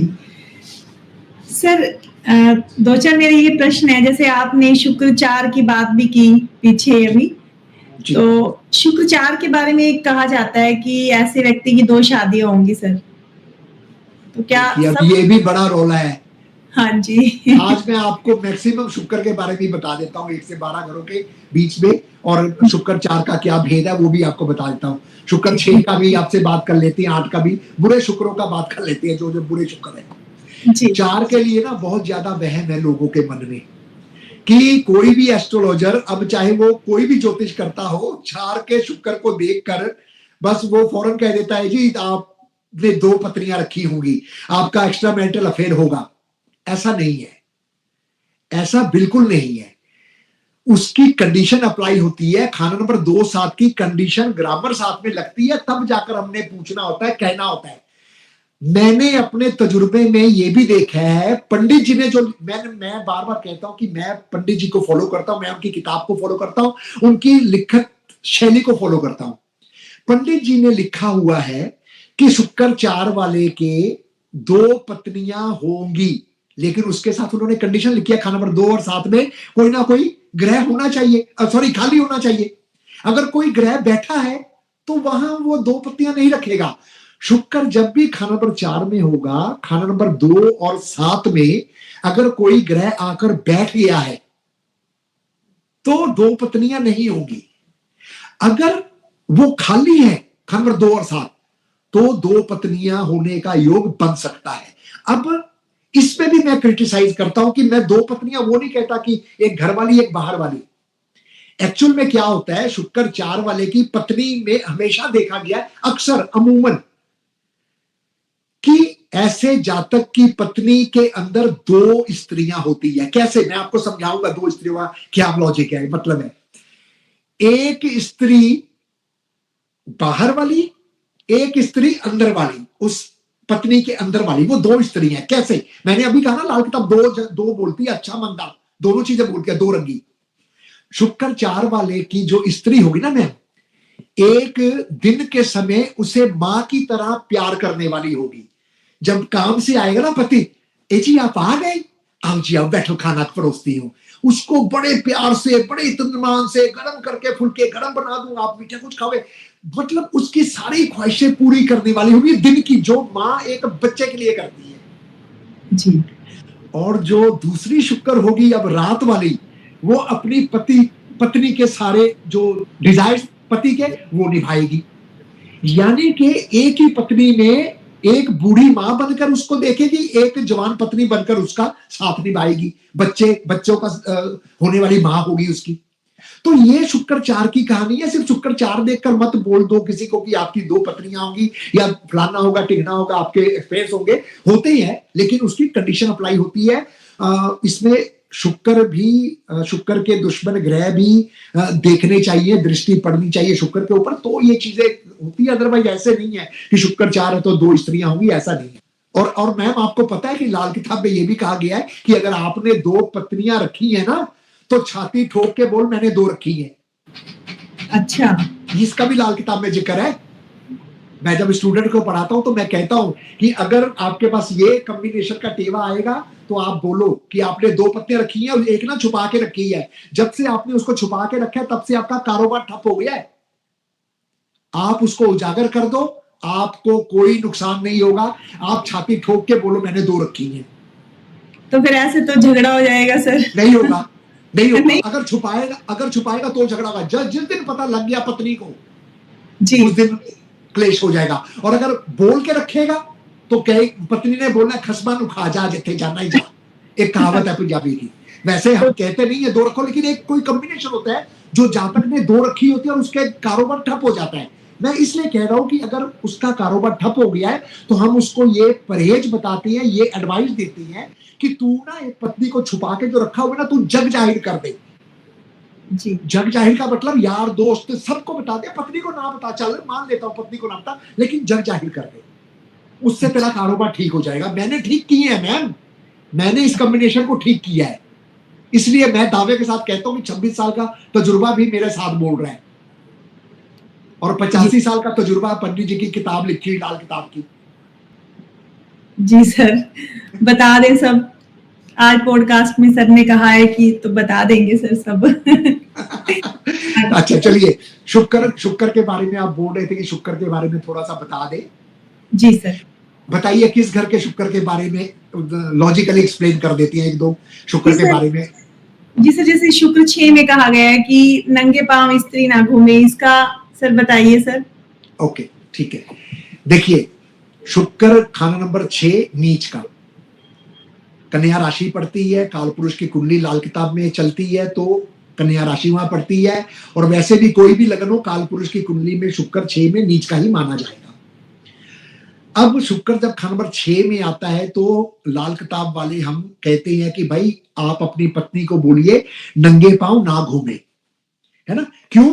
क्योंकि जब शुक्र 6 में आता है तो उस वक्त केतु भी शुक्र का साथ नहीं देता है। तो पांव जो हमारे है ना, ये केतु है, ये अगर इसके तलवे फर्श के साथ जमीन पे नीचे लगेंगे तो वो कहीं ना कहीं सारी बॉडी पे, अर्थ तो नीचे से ही मिलता है ना हमें, वो सारी बॉडी को यानी कि शुक्र को खराब करेंगे। शुक्र हमारी सारी ये जिल्द है। तो ऐसे इस जातक की पत्नी को या जातक खुद को मुंह में या स्किन की प्रॉब्लम क्रिएट हो जाती है। शुक्र 6 वाले को स्किन की प्रॉब्लम अमूमन हो जाती है जब ऐसा जातक खुद या इसकी पत्नी नंगे पांव घूमने का आदी हो।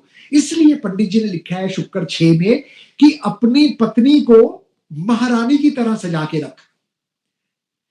और हम लाल किताबी जो है वो क्या करते हैं कि हम शुक्र 6 वाले को कहते हैं कि अपनी पत्नी के बालों में सोने का क्लिप लगा दे। अब सोने का क्लिप का लॉजिक क्या है? सोने का क्लिप का ये लॉजिक है कि मैंने अभी कहा, पंडित जी ने लिखा है कि अपनी पत्नी को महारानी बना के रख। तो जो पहले महारानियां होती थी ना, वो यहाँ माथे पर सोने का, जैसे वो मिस यूनिवर्स या मिस इंडिया बनती है तो यहाँ पे वो ताज से जाती है ना, वैसे सोने का क्लिप अपने बालों में पत्नी अगर लगा के रखेगी तो उस पत्नी को बृहस्पति का, उस शुक्र जो 6 में नीच है, उसे बृहस्पति का सहारा मिल जाएगा। अच्छा, किसके जरिए सहारा मिलेगा? शुक्र को सबसे ज्यादा कौन संभालता है पता है आपको? मैं शनिदेव। शनिदेव शुक्र को सिर्फ 2 ही बंदे संभालते हैं। वैसे तो बुध भी उसको संभालने वाला है, लेकिन वो बिन पैंडे का लोटा है। सबसे ज्यादा उसको संभालने वाला आशिक जो है वो शनि है, उसके बाद बृहस्पति है। बृहस्पति भी खाना नंबर 2 से शुक्र को आशीर्वाद देता रहता है। इसलिए पंडित जी ने कहा है शुक्र 6 के समय अगर खाना नंबर 2 में नर ग्रह हो तो शुक्र अब नीच ना होगा, शुक्र खाना नंबर 12 का उच्च का फल देगा। तो जब हमने बालों में क्लिप लगाया ना, बाल हमारे क्या है? खाना नंबर 10 है। ये आज से मैंने 14 साल 15 साल पहले अपने स्टूडेंट्स को पढ़ाया था। जो आपको पता ही है कि आज मेरे पढ़ाए हुए स्टूडेंट वर्ल्ड वाइड पढ़ा रहे हैं। आज मेरे लाल किताब पढ़ाए हुए स्टूडेंट 2009 से मैं पढ़ाना शुरू किया और आज तक मैं पढ़ा रहा हूं। तो मेरे पढ़ाए हुए स्टूडेंट वर्ल्ड वाइड पढ़ा रहे हैं और मेरी एग्जाम्पलें आगे देते हैं। और मुझे खुशी होती है कि मैंने जो पढ़ाया, आज चाहे वो मेरा नाम नहीं लेते, लेकिन मुझे तो पता है या उनको तो पता है कि जो एक्सप्लेनेशन वो दे रही हैं, जो शब्द वो बोल रही हैं, वो उनके गुरु रंजीत के दिए हुए हैं, वो उनके अपने नहीं है। और रंजीत ने कहां से लिए? वो पंडित जी ने दिए हैं लाल किताब में। 10 खाना नंबर 10 हमारे बाल हैं। ये सिर के बाल या सारी बॉडी के जो बाल हैं ये शनि के हैं, लेकिन ये जो सिर के बाल हैं ये खाना नंबर 10 के हैं। सारे बाल जो भी हम देखेंगे वो 10 है, बाल सारे शनि है और शनि का पक्का घर 10 है। ये शनि के बाल हो गए खाना नंबर 10। अब 10 को पंडित जी कहते हैं कहां से मदद मिलनी है, या तो 2 से या 6 से। 6 को कहां से मिलनी है, या तो 10 से या 2 से, और 2 को कहां से मिलनी है, या तो 6 से या 10 से, यानी कि ट्राइंगल एक बनता है 2 6 10 का। अब जब हमने यहां सोना धारण किया तो बृहस्पति का सोना गहना वो क्या है, वो है खाना नंबर 2। गहने जो है गोल्ड के वो 2 है, सोना 2 का, बाल 10 के, यानी कि 2 और 10 हमने मिला लिया। खाना नंबर 6 के शुक्र पत्नी को बालों में धारण करवा दिया सोना। अब 2 6 10 की एक ट्राइंगल हमने बना के पत्नी के सिर पे टांग दिया है ताकि उसको मदद मिलती रहे। किसकी? शुक्र को शनि की भी और शुक्र को बृहस्पति की भी, अपने पति की और अपने पति के अंदर उस प्यार की जो शनि प्यार करता है, जिसके अंदर वो चालाकी है, वो चालाकी वाला प्यार भी पति के अंदर से शुक्र को मिलता रहे। और वैसे भी शुक्र को जब मुसीबत आती है ना, या तो शनि संभालता है या बृहस्पति ही संभालता है। ऐसे ही शनि को जब मुसीबत आती है तो शुक्र ही संभालता है। सांप शनि है, जब उसको प्रॉब्लम आती है ना तो वो क्या करता है, जमीन में जो फटी हुई जमीन होती है ना उसमें घुस जाता है। तो फटी हुई जो जमीन है ना वो शुक्र है, जो मिट्टी है ना वो शुक्र है। प्लॉट की जो जमीन है जहां मकान बनाना है वो चंद्र है, लेकिन खेत की जो जमीन है जहां खेती नहीं हुई है वो शुक्र है। खेती की जमीन और प्लॉट के भी अलग अलग फर्क है जी। प्लॉट की जमीन चंद्र से देखी जाती है और शुक्र जो है खेती बाड़ी की जमीन को हम लेते हैं, जहां पे कृषि होनी है वो शुक्र है। सर एक और शुक्र 8वें के बारे में कहा जाता है कि जली मिट्टी की चंडाल, जली हुई मिट्टी की चंडाल औरत। जी ऐसे ये तो बड़ा मतलब अजीब सा लगता है सुनने में। अमिताभ बच्चन की कुंडली में भी कहा जाता है कि नहीं, ये ऐसा नहीं है। ये एक एक्चुअली पंडित जी ने ना मुहावरे इस्तेमाल किए हैं जी, कविताएं इस्तेमाल की है, तो वो वहां उन्होंने लिख दिया। उसका कारण है जली हुई मिट्टी की चंडाल औरत। मिट्टी क्या है, अभी मैंने आपको कहा कि मिट्टी जो है वो शुक्र है। अब खाना नंबर 8 के शुक्र की बात कर रहे हैं। अब खाना नंबर 8 किसका है? मंगल बद का है। मंगल बद मतलब जली हुई आग। खाना नंबर 8 यानी कि शमशान घाट। अब शमशान घाट में तो मैडम चुड़ैले और चंडाले ही रहती हैं, वहां कोई अच्छी औरत तो जाके रहेगी नहीं, ठीक है। तो वो जो खाना नंबर 8 है वो शमशान घाट है और मंगल बद का है। राहु केतु शनि पापियों की वो बैठक है। वहां जो शुक्र आया है वो टोटल खाना नंबर 2 पर डिपेंड रहता है। अगर खाना नंबर 2 की कंडीशन साथ में लगती है तो वहां के शुक्र का फलादेश होता है कि वो जली हुई चंडाल औरत है या नहीं है।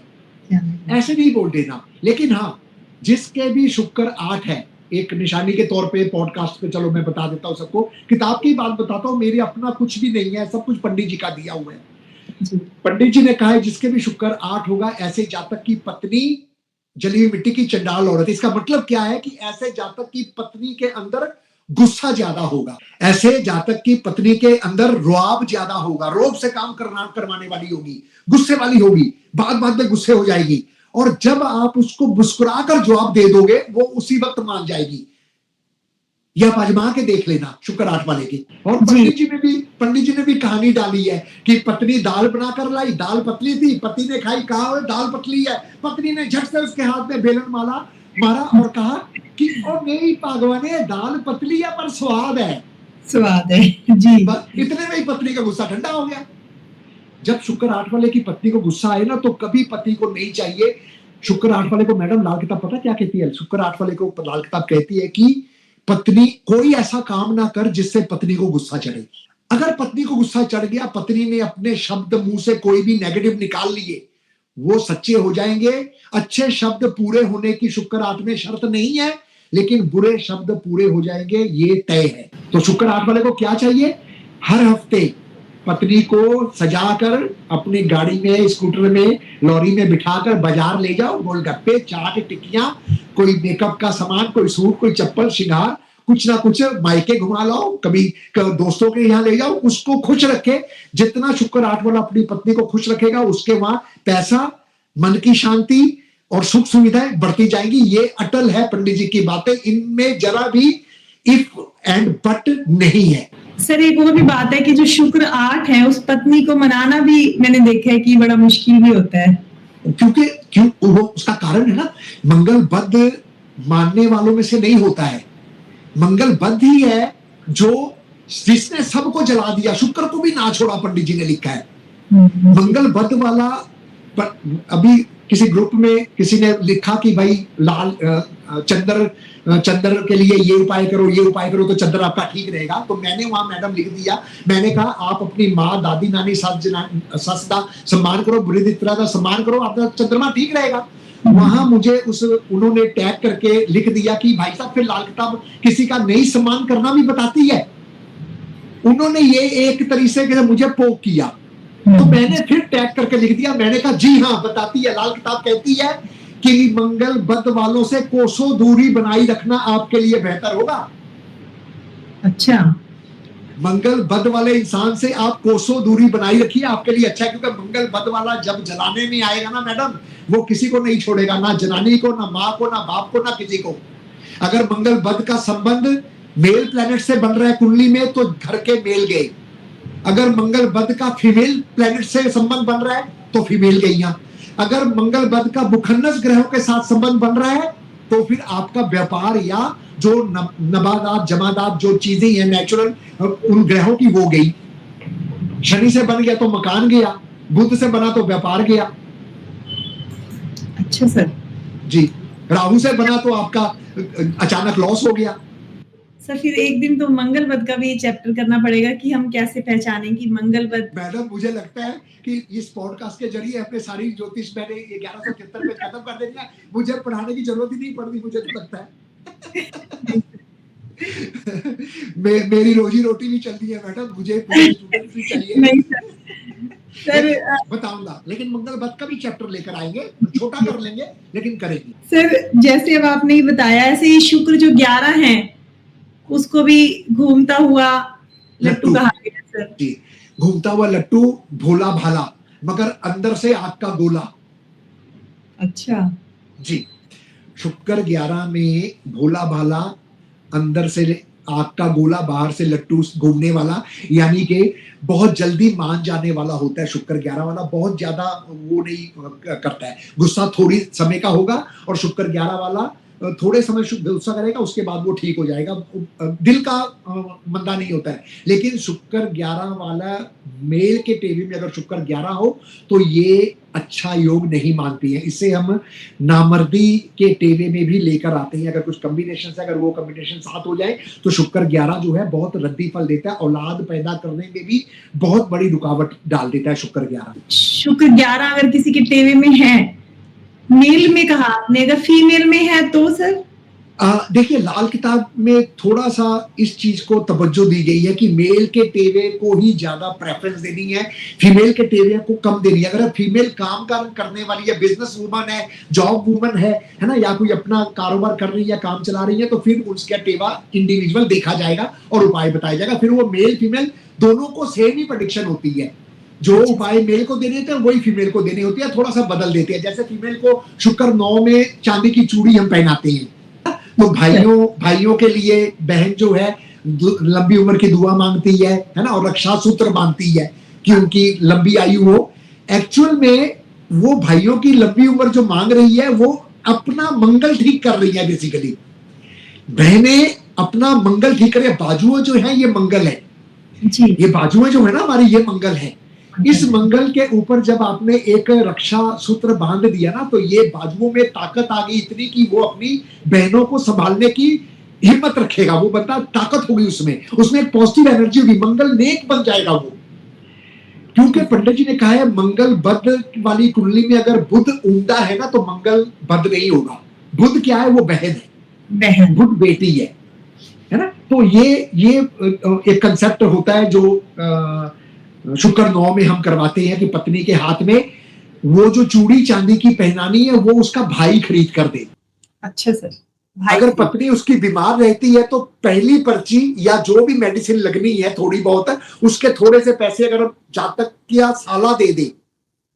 साला दे दे तो उसकी पत्नी जल्दी ठीक हो जाती है। चलो ये तो फायदा ही है पति को। जी बिल्कुल फायदा है पति को। जी। है ना। तो शुक्र के लिए आप कह रहे थे, तो मैंने कहा चलो शुक्र के सारे घर एक एक दो दो बातें आपको मैं बता देता हूँ, दर्शकों को भी आनंद आ जाएगा, है ना। जी सर, शुक्र खाना नंबर 1 से शुरू कर देता हूं मैं, 2 मिनट लूंगा शुक्र 1 से लेकर 12 तक आपको एक एक बातें। शुक्र जिसके भी लगन में है, ऐसे जातक को अपनी पत्नी को घर का मुखिया नहीं बनाना चाहिए, यानी कि अपने घर की बागडोर अपनी पत्नी के हाथ में नहीं देनी चाहिए, नुकसान होता है।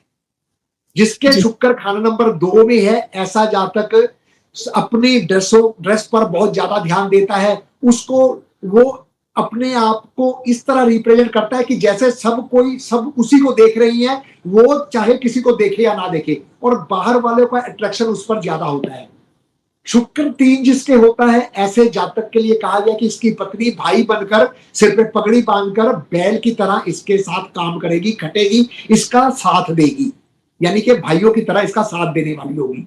शुक्र जिसके 4 होगा, वो हमने पहले बात कर ली है। शुक्र जिसके 5 होगा, हाँ, शुक्र 4 में अगर कोई ऐसा इंसिडेंट है किसी के साथ जिसका शुक्र 4 है और वो 2 स्त्रियां रखी हुई है या कोई ऐसी परेशानी चल रही है, तो उनको चाहिए कि घर की जो दहलीज है ना, उसको साफ रखें, घर की दहलीज को साफ रखें। इससे शुक्र 4 का अच्छा रिजल्ट मिलता है, बहुत ही अच्छा रिजल्ट मिलता है। अगर शुक्र किसी के 5 है, तो वो कभी भी जातक लव मैरिज ना कराए, अपनी मर्जी से जिद से शादी ना कराए, नहीं तो उसकी औलाद उसे बाप नहीं मानेगी, मां को मां नहीं मानेगी, बाप को बाप नहीं मानेगी, मुंह चलाई करेगी, अफलातून पैदा हो जाएगी। अगर शुक्र 6 में है, वो बात कर चुके हैं। शुक्र अगर 7 में है, पंडित जी कहते हैं डोंट टच मी, शुक्र 7 वाले को, मुझे मत छुओ, जैसे तुम वैसे हम। शुक्र 7 जिसके होगा, ऐसे जातक की पत्नी या पति जिसके मेल के टेबे में है, जैसा वो है उसी हिसाब की पत्नी ले। फॉर एग्जाम्पल, मेरे शुक्र 7 है, मैं एमए हूं, तो मुझे एमए ही पत्नी लेनी चाहिए। अगर मेरा रंग गोरा है, तो मुझे गोरी ही लेनी चाहिए। अगर मेरा रंग काला है, तो मुझे काली ही लेनी चाहिए। जैसे तुम वैसे हम, किले बंदी गां, ना हूं ना हां। मतलब शुक्र 7 इतना बढ़िया है, ठीक है। बाकी ये बात अलग है कि कंडीशनें अप्लाई होती है, क्योंकि लाल किताब is a total conditional book. बिना कंडीशन के आप कोई भी बात नहीं बता पाएंगे। इसलिए जब मैं पढ़ाता हूं, मैं किताब को सामने रखकर पढ़ाता हूं, एक एक कंडीशन को समझाने की कोशिश करता हूं मैं, क्योंकि पंडित जी ने खुद कहा है कि ये बहुत गहरी किताब है, इसको पढ़ते पढ़ते आपका सिर दुखने लगेगा ना, ऐसे पंडित जी ने शब्द लिखे हैं। शुक्र 8 की बात हमने करी। शुक्र 9 कहते हैं कि बीमारी को अपने गांठ में बांधकर ले आया, मतलब शुक्र 9 वाली स्त्री, अगर शुक्र 9 वाले के घर में दो ही चीज, एक ही चीज आएगी जी, या तो स्त्री सुखी रहेगी या धन काफी रहेगा। अगर धन है तो स्त्री पर लगेगा, स्त्री बीमार रहेगी, धन नहीं है तो स्त्री बीमार रहेगी, और अगर धन है तो पर स्त्री पर धन नहीं लगेगा, वो धन से पूरा आराम रहेगा। एक चीज मिलनी है, या तो धन मिलना है तो पत्नी बीमार, और अगर पत्नी तंदुरुस्त है तो फिर धन नहीं है, दोनों से एक चीज मिलनी है शुक्र 9 वाले को। अब इसको ठीक करने के लिए पत्नी बाएं हाथ पर जो है इसका चांदी की चूड़ी लाल रंग करके पहन ले, इससे शुक्र 9 का जो है अच्छा असर देता है। क्योंकि शुक्र 9 में आकर अमूमन जो पढ़ाते हैं वो ये कहते हैं कि मंगल बद हो गया। लाल किताब जो पढ़ाती है वो अमूमन ये कहती है कि शुक्र 9 में है तो अब मंगल बद हो गया। ये नहीं है, पंडित जी ने ऐसा कहीं भी नहीं लिखा है। मैं फिर चैलेंज कर रहा हूं, देखिए दावा कर रहा हूं, बड़े बड़े, हालांकि मेरे स्टूडेंट भी बीच में यही कहीं पढ़ाई जाती है, फिर मैं उनको फोन करके कहता हूं कि भाई क्या पढ़ा रहा है, ये गलत पढ़ा रहा है।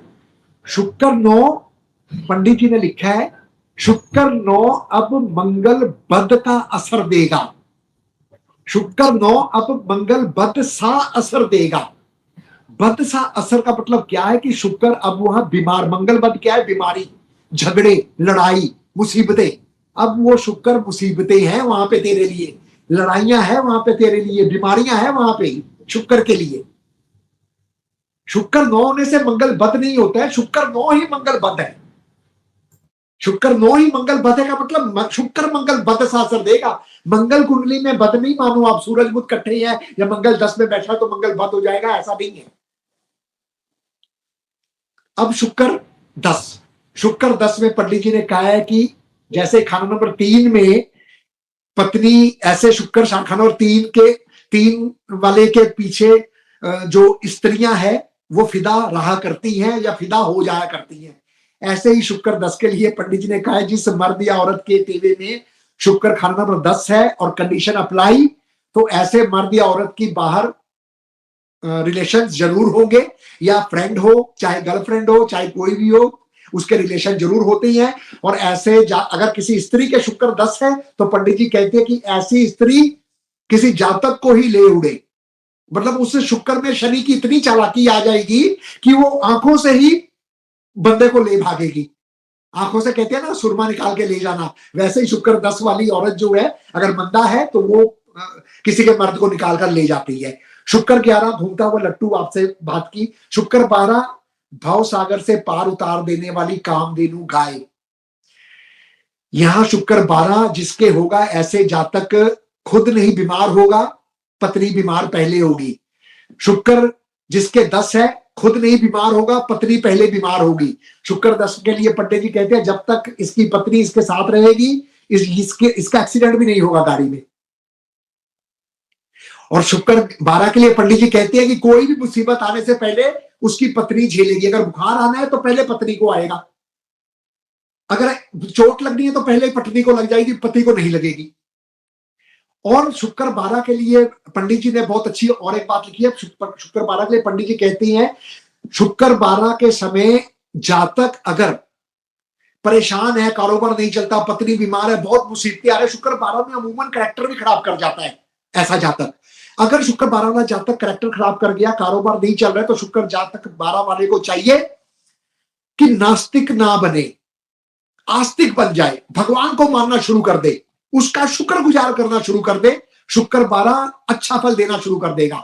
अगर पंडित जी कहते हैं इतना करने पर भी नेक फल नहीं मिलता है, तो शुक्र 12 वाले को चाहिए कि अपनी पत्नी के हाथों वीरवार की शाम नीला फूल वीराने में जाकर दबाएं। इससे शुक्र 12 का जो फल है वो अच्छा हो जाएगा, बढ़िया हो जाएगा। ये थे 1 से 12 तक के शुक्र। लेकिन कोई भी उपाय करने से पहले, कोई भी प्रेडिक्शन लेने से पहले, कोई भी काम करने से पहले, अगर लाल किताब के सुनी हुई बातों पर विश्वास करना है तो लाल किताब वाले को ही टेवा दिखाकर आप अपना उपाय करें और काम करें। वैदिक वालों को दिखाकर या किसी अन्य ज्योतिष वालों को दिखाकर उनके ही उपाय करें। अगर कोई अन्य ज्योतिष वाला लाल किताब के उपाय लिख कर देता है तो आप उससे फौरन पूछिए कि इसके बारे में थोड़ा सा खुलासा कर दीजिए कि ये उपाय किस हिसाब से आपने बताया। शनि लगन में, शनि 7 में, अगर शनि लगन में है, 7वां घर खाली है तो शनि सोया हुआ है। इसके लिए आपको 7वां घर जगाना पड़ेगा। शनि 7 में है, लगन खाली है तो शनि सोया हुआ है, यहां भी शनि सोया हुआ है। अब इसको जगाने के लिए मेथड दूसरा है। लेकिन आम लोग क्या करते हैं, जिनके शनि 7 है, लगन को नहीं देखना, जो अन्य ज्योतिष वाले हैं उनको तो उपाय चाहिए ना शनि 7 के। उन्होंने क्या किया, शनि 7 जाकर बंसरी दबा दो चीनी भरकर। ऐसे नहीं दबनी बंसरी, बंसरी दबाने के लिए ग्रामर है, पहले ग्रामर सीखो फिर बंसरी दबाओ। सिर्फ शनि 7 देखकर बंसरी नहीं दबनी। ऐसे ही शनि लगन में देखकर सुरमा नहीं दबाना। सुरमा दबाने के लिए ग्रामर है। सुरमा 1 की चीज नहीं, 7 की चीज नहीं, सुरमा एक्चुअली खाना नंबर 5 की चीज है, जिसमें 1 भी शामिल है, 7 भी शामिल है। लेकिन कैसे शामिल है वो ग्रामर में पता है, वो किताब में लिखा है, उसको पढ़ना पड़ेगा आपको जी। ठीक है ना। तो ये चलिए, ये तो क्लास की बातें हो गई, इसको मैं यहीं पे छोड़ देता हूँ। अगर और कुछ आपने पूछना है तो आप पूछ सकते हैं। सर आज के लिए आपने बहुत अच्छी हमें चीजें बताई। आज के लिए काफी है मेरे ख्याल से बहुत बहुत नहीं, काफी तो खैर इस समुंदर में हम भी डुबकी लगाने बड़ा आनंद आ रहा है। बिल्कुल पता नहीं लगता टाइम का, बिल्कुल भी नहीं। और सर आज आपने बहुत अच्छी हमें चीजें बताई, धर्मी टेवे के बारे में बताया सर, और लाल किताब का है, धोखे के ग्रह के बारे में बताया, शुक्र 1 से लेके 12 घर में के बारे में आपने बताया, मकान कुंडली के बारे में, और भी हम बहुत चीजें आपने बहुत अच्छी तरह से समझाई सर। सर हमें समय, हाँ जी, एक चीज मैं अपना ऐड करना चाहूंगा, क्योंकि अमूमन कोई टेवा अगर आपके पास भी आता है, जो पॉडकास्ट देखेंगे उनमें से बहुतों का शुक्र लगन में होगा, चाहे मेल हो चाहे फीमेल हो, है ना। और भी घरों में, सब घरों में हो सकता है, लेकिन लगन के लिए एक मैंने नंबरदारी की बात की कि खुद मुख्तियारी ना करें, है ना, पत्नी को भी ना बनाए और खुद भी जिद से काम ना करे। शुक्र लगन वाला, अच्छा सर। शुक्र लगन वाला जब भी जिद से काम करेगा ना मैडम, उसके काम उल्टे होने हैं, उसका काम कभी सीधा नहीं होगा। अच्छा, जिद से नहीं करना। नहीं, जिद से काम नहीं करना। जिद से काम किया था, पंडित जी ने जिक्र किया है रजिया का। रजिया अच्छा। जो तख्त की बादशाह थी, उसने जिद में आके हब्सी से शादी कर ली थी, अपने गुलाम से, बिल्कुल। सुल्ताना से, सुल्तान से। जी। तो वो भी फेल हो गया था सिस्टम उनका, राजपाट चला गया, ये हो गया, जंगे लगी, बुरे हाल हो गए। एक वो प्रेम इश्क में जाकर, क्योंकि शुक्र एक वाला का इश्क बहुत खतरनाक होता है, वो जिद्दी इश्क करता है। वो कहता है मैंने यहाँ, जैसे शुक्र 5 सूरज का घर है ना, ऐसे नंबर 1 भी सूरज का पक्का घर है। अच्छा सर। तासीर दोनों में सूरज की है ना, तो वो सूरज 1 सूरज 5 दोनों में सूरज की पक्का घर और राशि है। शुक्र 5 में और शुक्र 1 में हो, ये लव मैरिज की तरफ बहुत जाते हैं, जिससे शादी करने के लिए बहुत जाते हैं, ये नुकसान खाते हैं। शुक्र 1 शुक्र 5 वाले को कभी जिससे कोई काम नहीं करना चाहिए, शादी नहीं करनी चाहिए। ये जरूर मैं ऐड करना चाहूंगा उस शुक्र में। नहीं जी, बहुत अच्छा सर। मतलब वो सहमति से करें, अपने माता पिता से पूछ को इन्वॉल्व करके सहमति से करें। ये भी हो सकता है कि वो अच्छा है तो आप सहमति से कीजिए, मतलब जिद में आ जिद में नहीं करना है, जिद में किए काम सारे उल्टे होंगे। जी sir, thank you sir. Sir आपका भी बहुत बहुत शुक्रिया जी, धन्यवाद। बहुत बहुत थैंक यू सर आपका। मेरी तरफ से, हमारे व्यूवर्स की तरफ से आपने पिछली बार भी ना हमें बहुत अच्छी चीजें बताई। हमारे व्यूवर्स के बार बार कमेंट आ रहे थे कि सर को एक बार और बुलाइए। मैंने कहा हम रिक्वेस्ट करेंगे सर से, फिर टाइम नहीं, रिक्वेस्ट की बात नहीं। मैं तो लाल किताब का एक छोटा सा एंथुजियास्ट हूँ, सीखता रहता हूँ, प्रोडक्शन करता रहता हूँ, एक्सपीरियंस है। जब भी आपको, आपके दर्शकों को मेरी जरूरत होगी, आप मुझे एक बार बस कॉल कर दीजिए, मैसेज दे दीजिए, मैं पॉडकास्ट आपके साथ कोई भी करना चाहे मैं कर लूंगा, कोई मुझे परेशानी नहीं है। लाल किताब का ज्ञान बांटने में मुझे कोई दिक्कत नहीं है। मैंने आपका भी बहुत बहुत शुक्रगुजार हूँ कि आपके इस मंच से मुझे भी कई फोन आए, आपके मंच के द्वारा मेरी भी एक नाम हुआ है, मैं भी पहचान में आने लगा हूँ कि कोई लाल किताब 25-26 सालों से कर रहा है। नहीं तो मैंने इतने स्टूडेंट राखी जी पढ़ा दिए, किसी स्टूडेंट ने मेरा नाम नहीं लिया, 1-2 के सिवाय। नहीं सर, 1-2 के सिवाय कोई किसी ने नाम नहीं लिया। तो मुझे बहुत अजीब लगा कि कमाल है कि नाम लेने से आप छोटे नहीं हो जाओगे या मैं बड़ा नहीं हो जाऊंगा। लेकिन ये है कि मैं अंदर से मेरी दुआ निकलेगी कि आज मेरा स्टूडेंट इस मुकाम पे पहुंचकर भी मुझे नहीं भूला है, और कुछ नहीं होता। मैं एक मुख के जो शब्द ही है आपको एक तख्त पे ले जाते हैं और यही शब्द आपको नीचे बिठा देते हैं। जी सर, बिल्कुल। लेकिन अपने गुरु का सर एहसान मानना ना, ये भी अपने गुरु को स्ट्रॉन्ग करना है सर। जी बिल्कुल, इसीलिए मैं भी स्ट्रॉन्ग करता रहता हूँ, गुरु भी स्ट्रॉन्ग करता रहता हूँ, लाल किताब पढ़ के, और चेलों को भी याद करता रहता हूँ, केतु को भी स्ट्रॉन्ग करता रहता हूँ। जी, लेकिन सर आपकी मैं बहुत ग्रेटनेस मानूंगी। मेरे एक छोटी सी शायरी याद आती है कि हम तो छोटे हैं, अदब से सर झुका लेंगे, पहले बड़े तय करें कि उनमें बड़प्पन कितना है। सर मैंने आप में देखा, आप इतने अच्छे टीचर हैं, लेकिन इतने प्यार से आप बात करते हैं, हमें बताते हैं। मैं दिल से आपका मतलब पर्सनली भी थैंक्स करती हूँ। Thank you. कोई आप हमारे बहने जैसे हो, आप हमारी बहन जैसी है, वही आप में मुझे नजर आती है। तो कोई बात नहीं, आपको जब भी जरूरत पड़े पॉडकास्ट के लिए या वैसे भी किसी चीज की, कोई जैसे कोई होरोस्कोप डिस्कस करना है या कोई लाइन नहीं लाल किताब की समझ आ रही, आप बेझिझक मुझे कॉल कर सकती हैं। मैं हमेशा लाल किताब के लिए अवेलेबल हूँ। थैंक यू सर, आपकी नम्रता का कुछ अंश हमें भी मिले। Thank you ma'am, thank you, बहुत बहुत शुक्रिया। बहुत थैंक यू सर, आपने समय देने के लिए दिल से थैंक यू। दोस्तों, रंजीत सिंह जी ने हमें लाल किताब के अनेक जो राज थे उनसे अवगत कराया, और इतने अच्छे से और इतने आसान तरीके से चीजें समझाई कि मुझे आशा ही नहीं, विश्वास ही है कि सभी व्यूअर्स को बहुत मजा आने वाला है इस पॉडकास्ट में। और अगर आपको आज का हमारा ये पॉडकास्ट पसंद आया हो तो हमारी वीडियो को लाइक, शेयर और सब्सक्राइब कीजिए, और कमेंट जरूर कीजिए, क्योंकि आपका हर कमेंट हमारे लिए एक मोटिवेशन होता है, जो बताता है कि हम कुछ अच्छा कर रहे हैं या हमें और क्या अच्छा करना चाहिए। और जो भी आप कमेंट में क्वेश्चन लिखते हैं, मैं कोशिश करती हूँ कि नेक्स्ट जो मेरा पॉडकास्ट होता है वो मैं क्वेश्चन जरूर हमारे एक्सपर्ट के आगे रखूं। और अगर आपका कोई प्रश्न है तो आप कमेंट में जरूर लिखिएगा, मैं कोशिश करूंगी हमारे एक्सपर्ट उसका जवाब दें, या मैं नेक्स्ट पॉडकास्ट में उसका जवाब जो है एक्सपर्ट से लूं, ताकि आपकी हर दुविधा का बहुत अच्छे से समाधान हो। फिर मिलेंगे नए एक्सपर्ट के साथ।